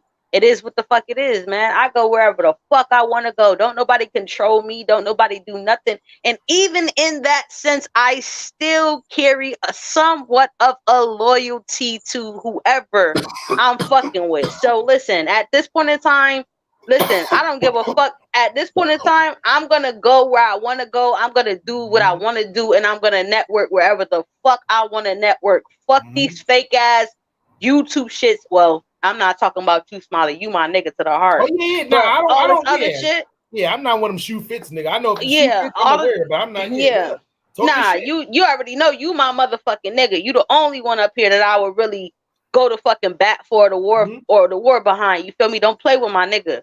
But anybody else, man, listen, it's open fucking season. Anybody can get this work. I don't give a fuck no more. It is what it is. All of these fake ass YouTube shits, people doing all of this extra shit behind the scenes, acting like they ain't doing this and behind the scenes and on some shit, man. Fuck out of here. Fuck anybody who is not on Honey Gang, Wrench Gang, or just somebody who fucks with us genuinely. Point blank, period. I said it. And I ain't taking it back. Don't say y'all was there. Oh, we was there when y'all. Nah. I don't want to hear none of that shit. We know the originals. We know the ones that was there for all the content, not just the shit the niggas is talking about, niggas gang shit. We know the niggas who's there every time. Lamar McLean, I listen. One thing I can tell you about Lamar McLean, whether it's an upload, it's a live, Lamar McLean is there, throwing up comments, and he's there. Every single live, every single upload, leaving the comment. You think I'm gonna forget about Lamar McLean? Nah. Soon as shit get right, I'm gonna hit him up behind the scenes. Listen, you been there. I don't know you on a YouTube shit, but if you got something you want to bring to the table online, all you got to do is contact me. You know how to get in touch with me. It's simple. You know what I'm saying? He's one of the day ones that's been there through all the content. So these are the people we're going to remember. If they do down the line need a favor, oh, I'm trying to start my own YouTube channel, think y'all can give us a share? Something like, nah, no problem. You ain't even got to ask twice. What's the shit? Let me know. You know what I'm saying? It's going to be shit like that. Even if it's not no social media shit. It could be real life kind of shit. Fuck it. You ain't never, you ain't got to be donating, Cash App, and super chatting. If you want to, though, it's available. But y'all ain't got to be doing all that. But if hit your smile, shit get, hey, we got you. Just don't ask me to send it to you through Cash App, but I got you. You know what I'm saying? Niggas is scamming on this cat. Niggas scamming on cat. But anyway, other than that, though, yeah, we gonna remember. But don't, we was dead. Like, nah, my nigga, Arthur Burr was here. Fonz Poe was here. Maybach Mel was here. Yeah, Maybach was here. Black Rock was here. Facts. Denise was here. Yeah, Far Rock 22. Yep, Far Rock. Yeah, they was here. Joshua Cruz, they was here. You know what I'm saying? We remember a lot of these people. So when we do get up there and start having these big chats, and we get to that level to where these drink champs and these Joe Budden's podcasts and these Gilly, $1 million worth of game. When we do start getting to that, guess who's going to be the only niggas that's going to be like moderators and shit like that in there? It's going to be these people. We can't forget Gotti fucking Sav, man. Gotti Sav. We cannot forget Gotti Sav, man. One of our main moderators who be in this shit. We can't forget Miss Sheree, Baby Boo, Miss 702. 702. We can't forget, Dreaming For. Listen, we cannot forget a lot of our main people that's been here. Because honestly, without y'all, a lot of this shit, it would just, you know what I mean? Like, y'all are main fucking supporters. Y'all the people that support Ron G. Listen, it's a lot of y'all that definitely support. We don't want to forget nobody. Real talk. Like everything is appreciated this way. Even to our new subscribers and the new people that we now having, you know, migrate from different sectors coming over here to our shit, like the gaming sector. Some of the people from the beef sector is coming over here. Like, yo, listen, this shit is only gonna get better with time. This is just the beginning. We just starting out. I remember 6 months ago when we was just talking about it. Now we're actually doing it with fewer people. But you know what? It works this way with me and Smiley, man. It works this way because we on the same page and I see the vision.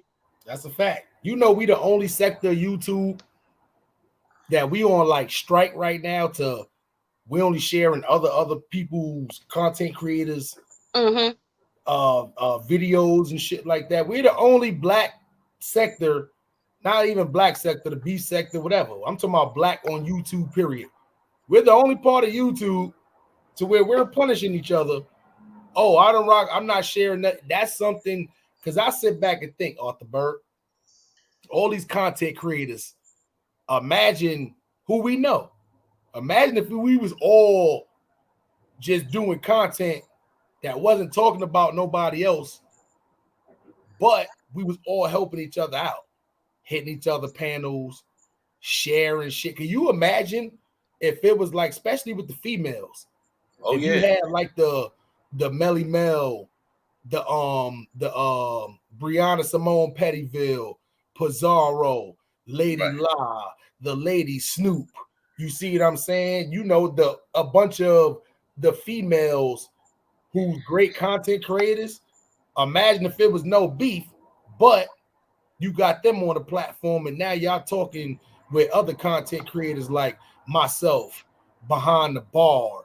You see what I'm saying? You know, even the A-Rod bands, you know, a bunch of male content creators who's around, who has a lot to, you know, discuss and talk about. These panels would be dope. Everybody got the share button, so everybody sharing each other's stuff. Right. Now you're getting a whole bunch of algorithms sharing from it. It works. You know why I know it works? Because the motherfuckers in these ASMR sections, they do that. Correct. They don't say, oh, he doing rain videos too. I'm about to hate on him. I'm not sharing his shit. Oh, he doing snow videos. I'm not going, oh, he got baby videos. Nah, I'm hating. Like, nah. They don't do that. They literally share each other videos. This is why when you pop up, this is why at the top of your screen in YouTube right now, you probably see a thing under there. It probably say new. It probably say live. It probably says like rain. It probably says thunderstorm, some shit like that. It's probably some kind of ASMR shit up there right now. Why? Because they sharing each other's shit so much and helping each other out so much that that's become a big algorithm part of YouTube. Who the fuck knew that playing a white fan, a white fucking the fuck is them box fans? A box fan is an ASMR. That's a sound that people will fall asleep to. This motherfucker done got 19 million views, put a box fan on the floor and recorded it for 8 hours and it's monetized. Damn. You know how much money that one video projected? Yeah. 8-hour video, 19 million views monetized? What? They getting money over there. We could be pulling in numbers just like this if we stop hating on each other and start helping each other. That's it. It's the reason why people, yo, Smiley, why you not doing gang shit no more? For what? I don't want the youth out here to be thinking I'm glamorizing the shit. Like, nah. Nobody sponsoring it. Is no sense in me doing that. I got a lot more to talk about besides that. A lot more to talk about besides that. Oh, why y'all not beefing with people no more? Why y'all not roasting people no more? For what? It's not beneficial. No. All I'm doing is letting everybody else know not why they shouldn't get no money in this person's pocket. That's all. For what? Me hating on him is not going to get me more money. It's going to make me look stupid. It's going to bring bad energy around me. Karma's going to come back. All right, cool. You took money out of his pocket. Let's get money out your pocket. It don't make sense. You know, it do make sense doing shit like this, positive shit like this. So where now we out the bullshit is no problem now. Now, but once again, We on our shit too. We help those who want to be helped and who help us. We not into the business of just trying to help and promote people, and it's not gonna benefit us. And y'all not putting in that same energy. I'm gonna be honest. If we sharing your shit, we popping on panels, making your shit hot and all that, and you decide you don't want to pay it back forward by giving us the same gratitude, then it's no love lost. It's not like we're gonna start going at you and no crazy shit like that. That's not what we do. But at the end of the day, hey, you gotta realize you get the same energy you give. You see what I'm saying? But if you rocking with us, you sharing our shit consistently, we ain't got no problem sharing your shit consistently. We ain't got no problem popping in chats and all that, popping up on panels, giving great insight. That's all we got to do. It costs no money to hit the like button or hit a share button. No money. It takes 5 seconds. You can put stupid shit up there like everybody else do. Support. That's all you got to do. I hate that shit, by the way. Share, support. Like, nah, like, what the fuck? Like, that's the case. Like, what the fuck is going on here? Like I'm guilty. I know it's a lot of YouTubers that do that shit. I hope they start taking more effort than just putting support. Yeah, I'm guilty. Subscribe. Fuck support. Put subscribe. You know what I'm saying? Like, don't put support on my shit. Put subscribe. Make it seem like I'm just a charity case. Like, what the fuck? You know what I'm saying? Like, nah, my nigga. Like, I ain't a charity. Like, you support my nigga. You know what I'm saying? Put subscribe or something. Like, yeah, I'm guilty. Yeah, I ain't even gonna lie, but shit like that, man. I don't know. I don't know. I don't know. This YouTube it just pisses me off when I don't be doing videos myself and I go on YouTube and try to look for some interesting shit to find, and it's a whole lot of bullshit out here. I ain't gonna lie. Like, the only YouTubers I'm really watching besides, like, A-Rod Bands, Ambition, salute to them in the gamer section, DJ Ghost. The only people I'm really watching from this sector right now, if it's not watching our shit, I'm gonna be honest, it's probably Lady Snoop, Lady La, and Behind the Ball, and I Smoke. Yeah. But other than I ain't watching nobody else shit. Back, salute to them. Definitely check out Money Boy Trey. Check out Urban Official Therapist. Please check out Joy Chit Chat. Go check them out. Yeah, go check them out, man. They are dope. I like what they got going on. I am very much in tune with them. So make sure y'all go support them as well, because they are definitely dope. Who's Money Boy Trey? Money Boy Trey, State Gang. Him and Joy kind of do what we do. You know what I mean? And they don't have a pod. I don't think theirs is a set up as podcast form, but they do what we do, and I definitely respect them as content creators. So when y'all around and y'all ain't got nothing to do, please hit my Instagram so we can set something up to where we, all collabing in some kind of way. Because I definitely want to start collabing with other content creators who, definitely want to, just, create different content and different things like that. So y'all definitely hit me up and go subscribe to their channel. That's a fact, man. And I do got I got like 3 interviews set up in the summertime with other podcasters. And it's weird. I know y'all probably thinking like, damn, in the summertime. What I want to do is in the summertime, I want to start going to, because y'all know I be doing a lot of traveling and shit like that. I want to start going to these people's cities. And the hotels I'll be staying at too. They always be having these conference rooms in the bottom of it to where you can rent those out, set your cameras up and all that shit. So, only thing you probably can't really do is blow it down unless you see, it's weird. You can go to the lower end hotels and do some blow it down kind of shit, but then it's like you don't want to invite nobody nice to it. They be like, damn, this nigga at the Red Fox and the Red Roof, like the Today's Inn Fox and shit. Like, yeah, right. This nigga's at the Hampton Inn. He's at the Virginia Inn. You know what I'm saying? Like, nah, I don't stay in no inns. You see what I'm saying? So but I definitely want to go to the cities and start doing these interviews too. So one is in Virginia, one is in Florida, and the other one is in New Orleans. I'm mad too because I wanted to do the New Orleans one in Mardi Gras, but obviously that passed.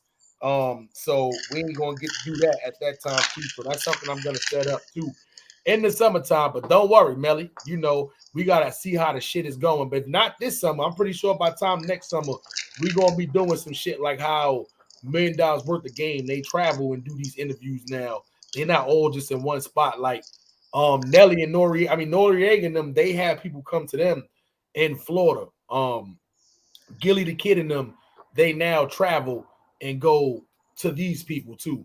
And they just rent out these little spots and stuff like that too, which is not hard to find in these locations too. You just gotta, you know. But don't worry, we're gonna be there. If not this summer, by next summer, we'll be doing some shit like that. You know, we're gonna have to get a couple of people who's more computer savvy than us. That's why I said I already see this whole shit playing out. The whole I'm already starting to organize teams and you know getting IT niggas and line up and all that already too. Like we can add an order because I damn sure I can't take on all this online shit. I can't wait to get that bread so I can just get this team to where I can just say, all right, here's what we need done. You know what I'm saying? Because this should take a lot of time. I know how to do it. I just got to get other people to know how to do it so I can split that shit up because it's be a lot for one person. And if I get a team that can do a lot of this online promotion, it's over. Y'all niggas going to get tired of seeing our faces. Like, I ain't going to lie everywhere. They're going to click on TikTok, see our faces. Y'all going to try to go on Instagram. When y'all done with TikTok, y'all going to be like, niggas again.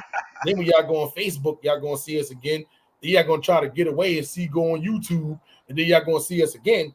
Then y'all going to be like, fuck it. Let me just go play some music. Then you know what? Guess what? Y'all going to hear us again. Like, y'all going to be mad as a motherfucker. Y'all going to get tired of seeing these faces, my nigga. Like, damn, Arthur Berg got another spoken word. This nigga done spit 150 spoken words. He still got more. Yup. Y'all gonna get tired of seeing these faces. And we ain't gonna be in the projects. This is gonna be as close to the you know what? No. Facts. Nah, I can't do that to my niggas. Once I come out there once a year. Once a year we in the project. That's it.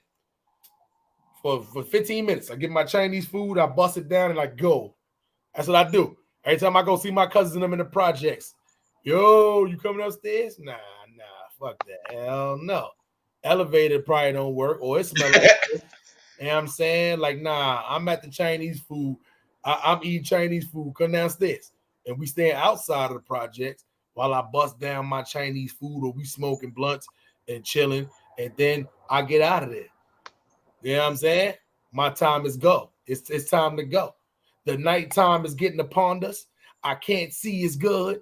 We in the projects. You can go this way, this way, this way, this way. Like, nah, police is starting. I'm good. I'm going to take me, my Chinese food, and my gun, and I'm going back to Long Island, baby. How is that? You know what I'm saying? I'm out of here. Our niggas be, damn, you out of here? Nigga, I'm out of here, my nigga. You know I'm out of here. You know I'm out of here, my nigga. Y'all niggas getting drunk. Nobody on point. I got to go. I got to go. I can't. If I'm going to get shot, it's going to be in my own goddamn state. I can't get shot in another state, then I gotta get trained. Like I gotta still make it back home. Like, nah, I'm good. You know how hard it is to travel 3,000 mile shot? Shit, I'm good. Arthur Berg. Yep. What we was talking about? I was asking you before we even got into this whole shit.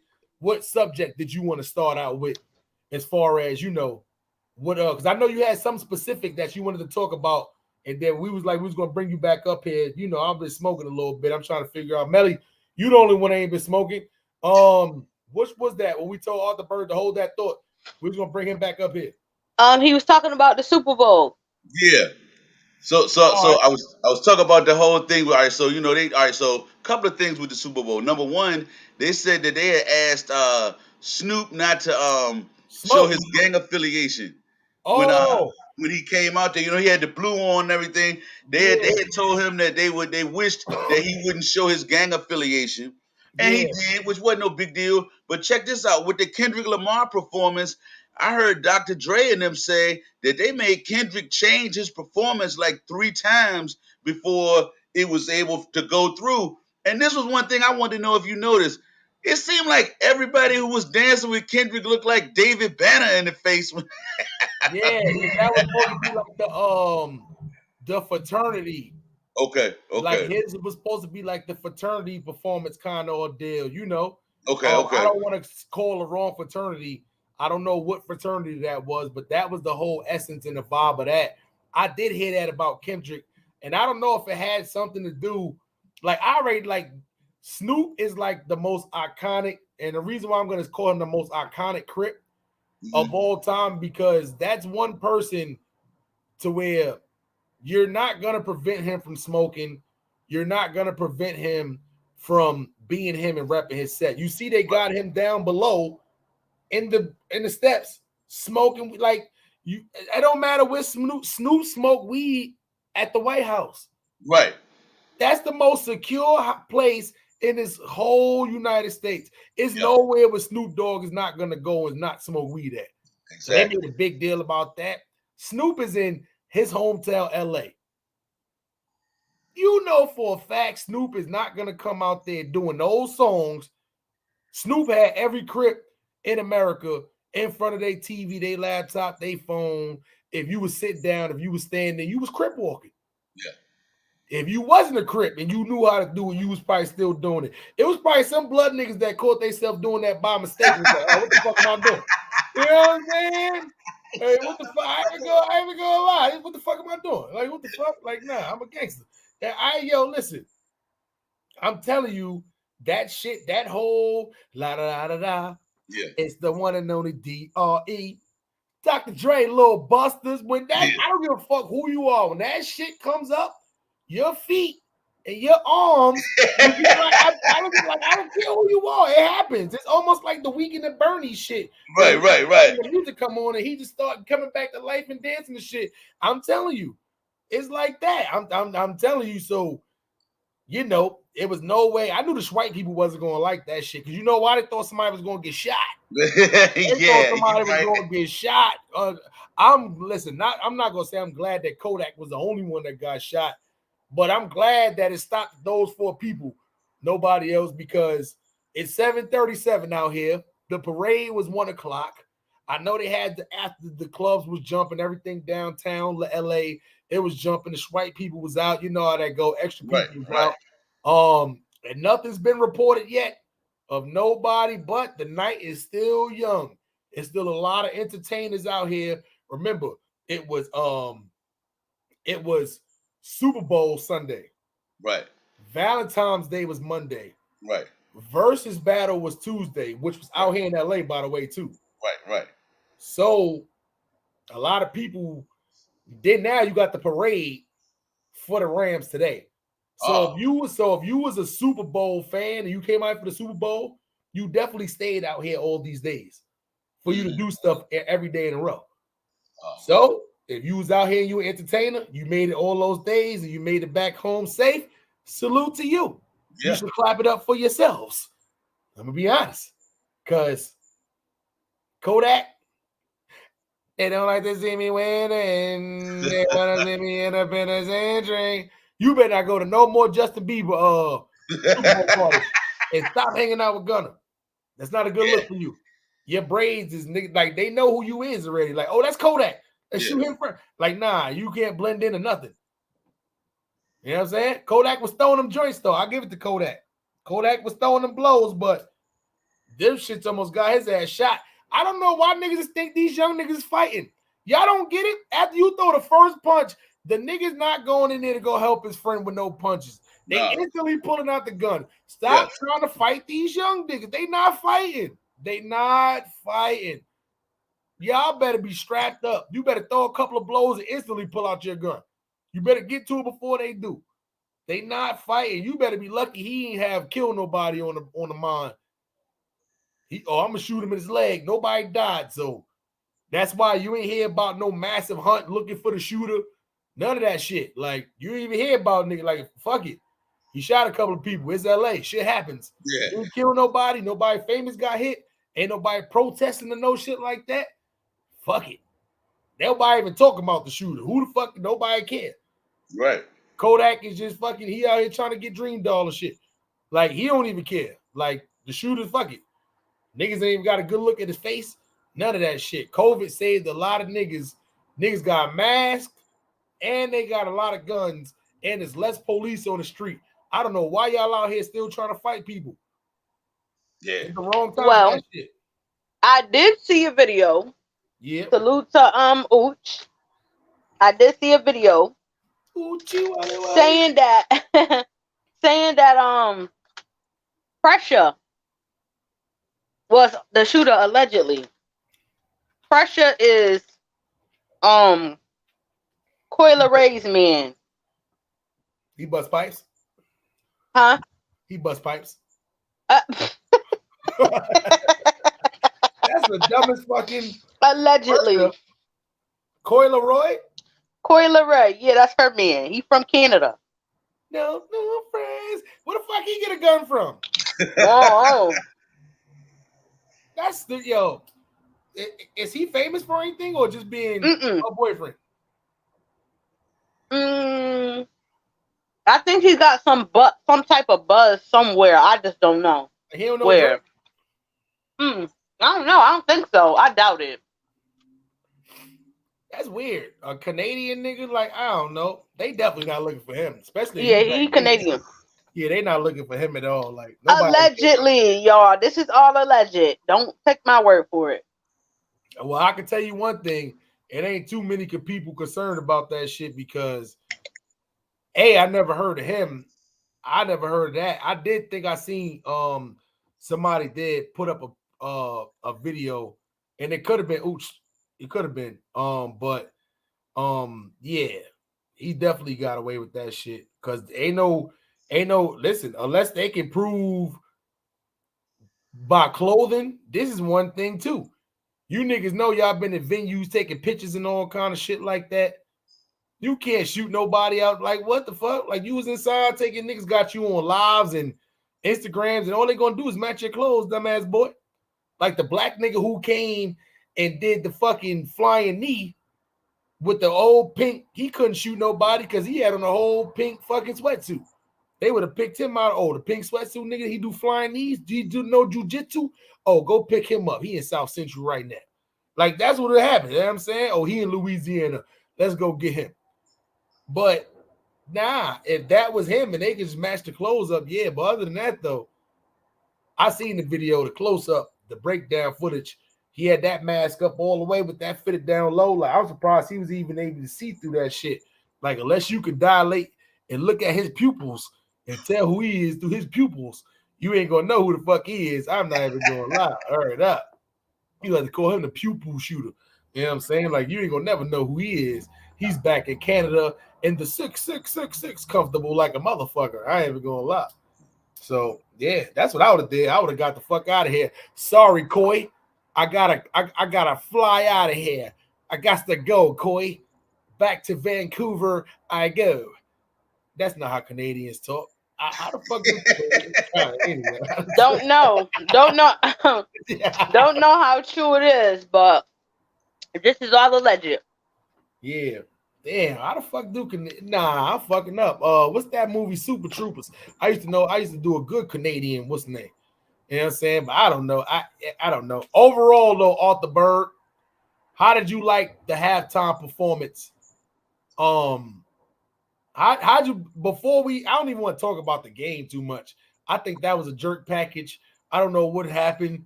I don't know what was going on with the refs in the last couple of minutes. With that call, that pass interference at the line of scrimmage, that was discrimination. The refs single-handedly took that game from Cincinnati. I give two fucks about the game, but the Bengals should have been the Bengals bowl. But I was happy for my guy OBJ who got hurt. But what do you think about the halftime show overall? Eminem, the knee, the whole performances, all that. The halftime performance was pretty good. I mean, you know, everybody did a good job performing. You know, they were all songs that we knew. So, you know, people and they were good songs. They were songs that made us feel comfortable per se. You know, it wasn't too risque as Super Bowls have been in the past. But it did kind of make me wonder why everybody didn't take a knee. But I kind of feel like to a certain extent, Eminem still was the individual who could do that and nobody say anything more so than if everybody had done it. I feel like, you know, that's just the way it is. You know, and I also feel like the NFL really scrambled and was happy about the fact that they brought hip hop to this Super Bowl because there's so much swirling around the league with regard to discrimination and coaching hires, and just with the league being like 60% black, how we have limited representation from a coaching standpoint and no representation at all from an ownership standpoint.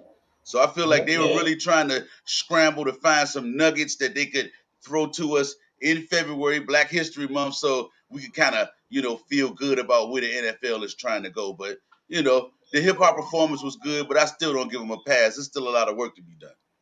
No, that's a fact. I think they definitely gonna this is definitely gonna open up the doors for a lot more of these sports events to stop being scared to start booking more rappers and start booking more R&B artists, and not just the ones and this is no slack to people like The Weeknd but these are the Bruno Marses, like these are the people who's getting booked because it's safe. Right. Like nobody in these events are booking like hip hop artists. So I think this is something that's going to open up the doors, because once again, the Super Bowl is the biggest stage to perform on. Yeah, like that's a serious platform. Yeah, there's no bigger stage to perform on than the Super Bowl. Like people put that at the top of their chain as far as performances go. You see what I'm saying? So, this is a big stamp for them. And I think, I don't think the Super Bowl is going to do 2 years back to back of hip hop artists. But what I do think they're going to do is not going to be once every 10 years or every 20 years. Like, I think it's going to be, maybe do like a pop one next year, then throw like maybe like an R&B one inside of there next year, then do like some kind of, but I think they're going to definitely incorporate it, because besides hip hop right now, there's not too many genres of music that's doing very well right now. I'm gonna be honest. Like before, you had pop, and then you had country rock, and you had contemporary, and you had a lot of that's not even Christian music. Let's be for real, right? Mm-hmm. Remember how we had like the Mary Marys and the Kurt Franklin and the BB and CC Winans, and we had all these different, gospel musicians and groups. You don't got too much of that now. Well, I'm gonna tell you like this: if I could just say it poetically, you got to understand. Off the hip hop plate, we feed the masses now.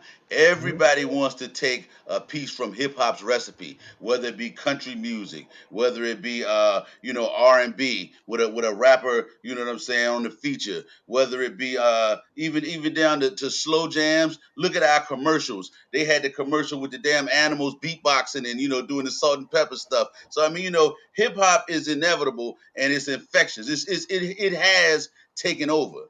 So even your pop music, everybody wants a piece of what's urban and speaks to hip hop. That's a fact. No, you dead right on that, man. I ain't even gonna lie. And we gotta try. Like, I think I need TikTok to start doing a little bit better on stuff that they're actually promoting and making trends and stuff. Like, I ain't even gonna lie. TikTok got a lot of this bullshit music. Like, let me be honest, right? This is no slack to them, because I don't want to sound like I'm hating on no other man out here. The Allen boys should have never got as far as they should have not been as big as they are. Now, I know that them getting booed, they took a nice hit. They should have never been at that point. This is the problem what I got with TikTok. Like, that shit is so stupid. The rap is not a rap. I don't listen, and this is not me hating on them, but this is something that they call rap. Like, to me, it was more of making a mockery of our community than it was them being serious, and that's what they do. That's their style, and like, I didn't take it as that. I just thought it was a big, and they literally look where they was trying to go perform these songs at. Look at the people who was watching this. You see what I'm saying? So they really thought that was a rap. Like, they can go perform it. They can go, once again, it's the stupidest thing ever. And if you look at their tattoos, the way they dress, they did a shit talking about, I'm a Lamborghini boy. What? Because somebody said that the Lamborghini that they had was rented. You know, the trolls. Right. They did some shit. I'm a Lamborghini boy. And he got in the Lamborghini and pulled out and the drop. This is the problem I got with these platforms. You see what I'm saying? Yeah. Like they need to start using these platforms to start really promoting and trending real music, not just shit that girls could shake their ass to, or they can just pull their shorts up to and shake their damn legs. I ain't gonna lie, TikTok, I be getting tight the shit that be trending up there. I be getting tight. It'd be crazy, man. I'd be like, what the fuck is this? Yeah. Millions and millions of people to listen and to watch these shits. Like, spot 'em, got 'em, right? Mm-hmm. Like, I think that trend and the whole, that song, whatever like that, that was a good song. But everything else I heard after that hasn't really been great. Mm-hmm. So I feel like that's the problem. Like TikTok is really getting people deals but it's like shit. It's catchy because girls can shake their asses to it. They can pull their shorts up and show the coochie prints. You know what I'm saying? Or you got people that can do little dances to it. It's different. At least Soulja Boy shit is actual songs that he's putting out. Right. Cool. That's a trend. Cool. But the Allen Boys, like everybody who made the Allen Boys popular and was walking around singing that stupid shit, y'all should be offended. Y'all should be ashamed of yourselves because that was probably the worst shit that was probably made ever. I ain't gonna lie. Like, I think that shit was worse than this. That Allen Boy shit and this challenge was the worst shit ever. Oh, go ahead. You got it.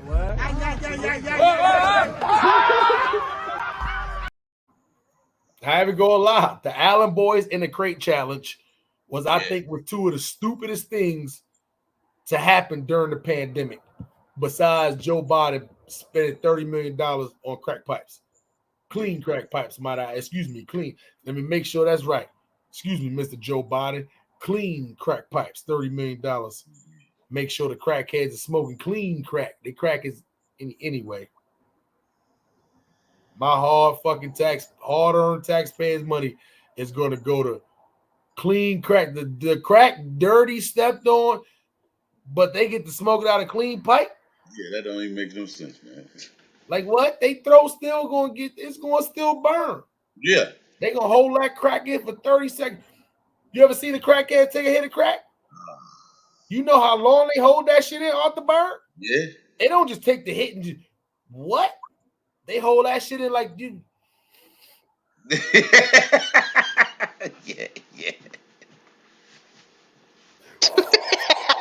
Yeah.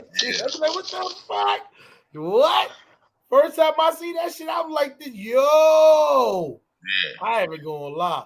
And when you in high school and you see somebody around your age smoke crack, take a hit of that rock, that shit is it. Listen, that's what all the fights and shit I done been in before. That was one nigga I wasn't fighting. I can tell you that right now. That nigga turned around the whole. That nigga face after 15 seconds. He holding that shit in. Nigga turn around. It wasn't even no hookah at that time. That nigga like hookah smoke. I said, damn. Like all that shit was in your body for 30 seconds. That's all crack smoke. Like I was scared. Yeah, damn. Yeah. And to death. Like, nah, that much crack smoke in somebody's body. Like your toes is hot, my nigga. I'm talking about that shit went down to your toes and came back up. That whoosh. I said, nah, why these niggas like that nigga was when I was 16 was the first nigga I seen do it. And then once I seen him do it and started catching on to my aunts and uncles and shit like that, because you know when you younger, they try to hide that shit like a motherfucker. But when I start catching on to them niggas doing that shit, start realizing like every crackhead hold that shit. It's almost like you know, we do that with the weed as a game sometimes. Right. You know what I'm saying? Hold the shit in for 10 seconds. You know what I'm saying? Like Nah, the crackhead, that's mandatory. Like, you never just take a pull of crack and just blow that bitch out like a bogey. Like, nah, you ain't a real crackhead. You do that. You got to hold that bitch in for a minimum 30 seconds. You got to be a scuba diver crackhead. Look at this nigga, Jet. I'm not calling him that. Why you change your name? What's the word, man? Jet Blue, man. What's good? Why you change your why you change your name? Wait, hold on. Where you at? Who room you in? Huh? Who room you in? Let me go back to the art on the walls. He about to go sit in his chair. Well, this is my little art gallery right here. Yeah, let me see the art on the walls. This is my art gallery. Who that? Mike Tyson. Mike Tyson. We see that one. Yeah. Who else? Let me see. Oh, who's that? Your aunt? That's Brigitte. Aunt Brigitte. Not the aunt. Oh no, that's African. That's African art right there with a real, you know, that's African art right here. That's a real earring, though. Yeah, hell yeah. Oh damn. Wait. Yeah, that's from Africa. That's a real piece of jewelry from Africa, man. So it's an art piece, but it's like a frame, but the earring is actually a real earring. Yes, everything going here is real. This is a real tie. This is real jewelry that's on here. Okay. So it's not a painting. I see what you're saying. Yeah. Okay. All right. That's enough of Nefertiti sisters. Who else? Got a teacup. Got that gold last supper.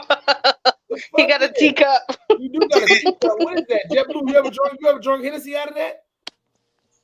Got that gold last supper right there for y'all. Yo, you ever drunk Hennessy out the teacup? Huh? You ever drunk Hennessy out the teacup? Nah, I ain't never drank tea out that teacup right there. That's an antique, bro.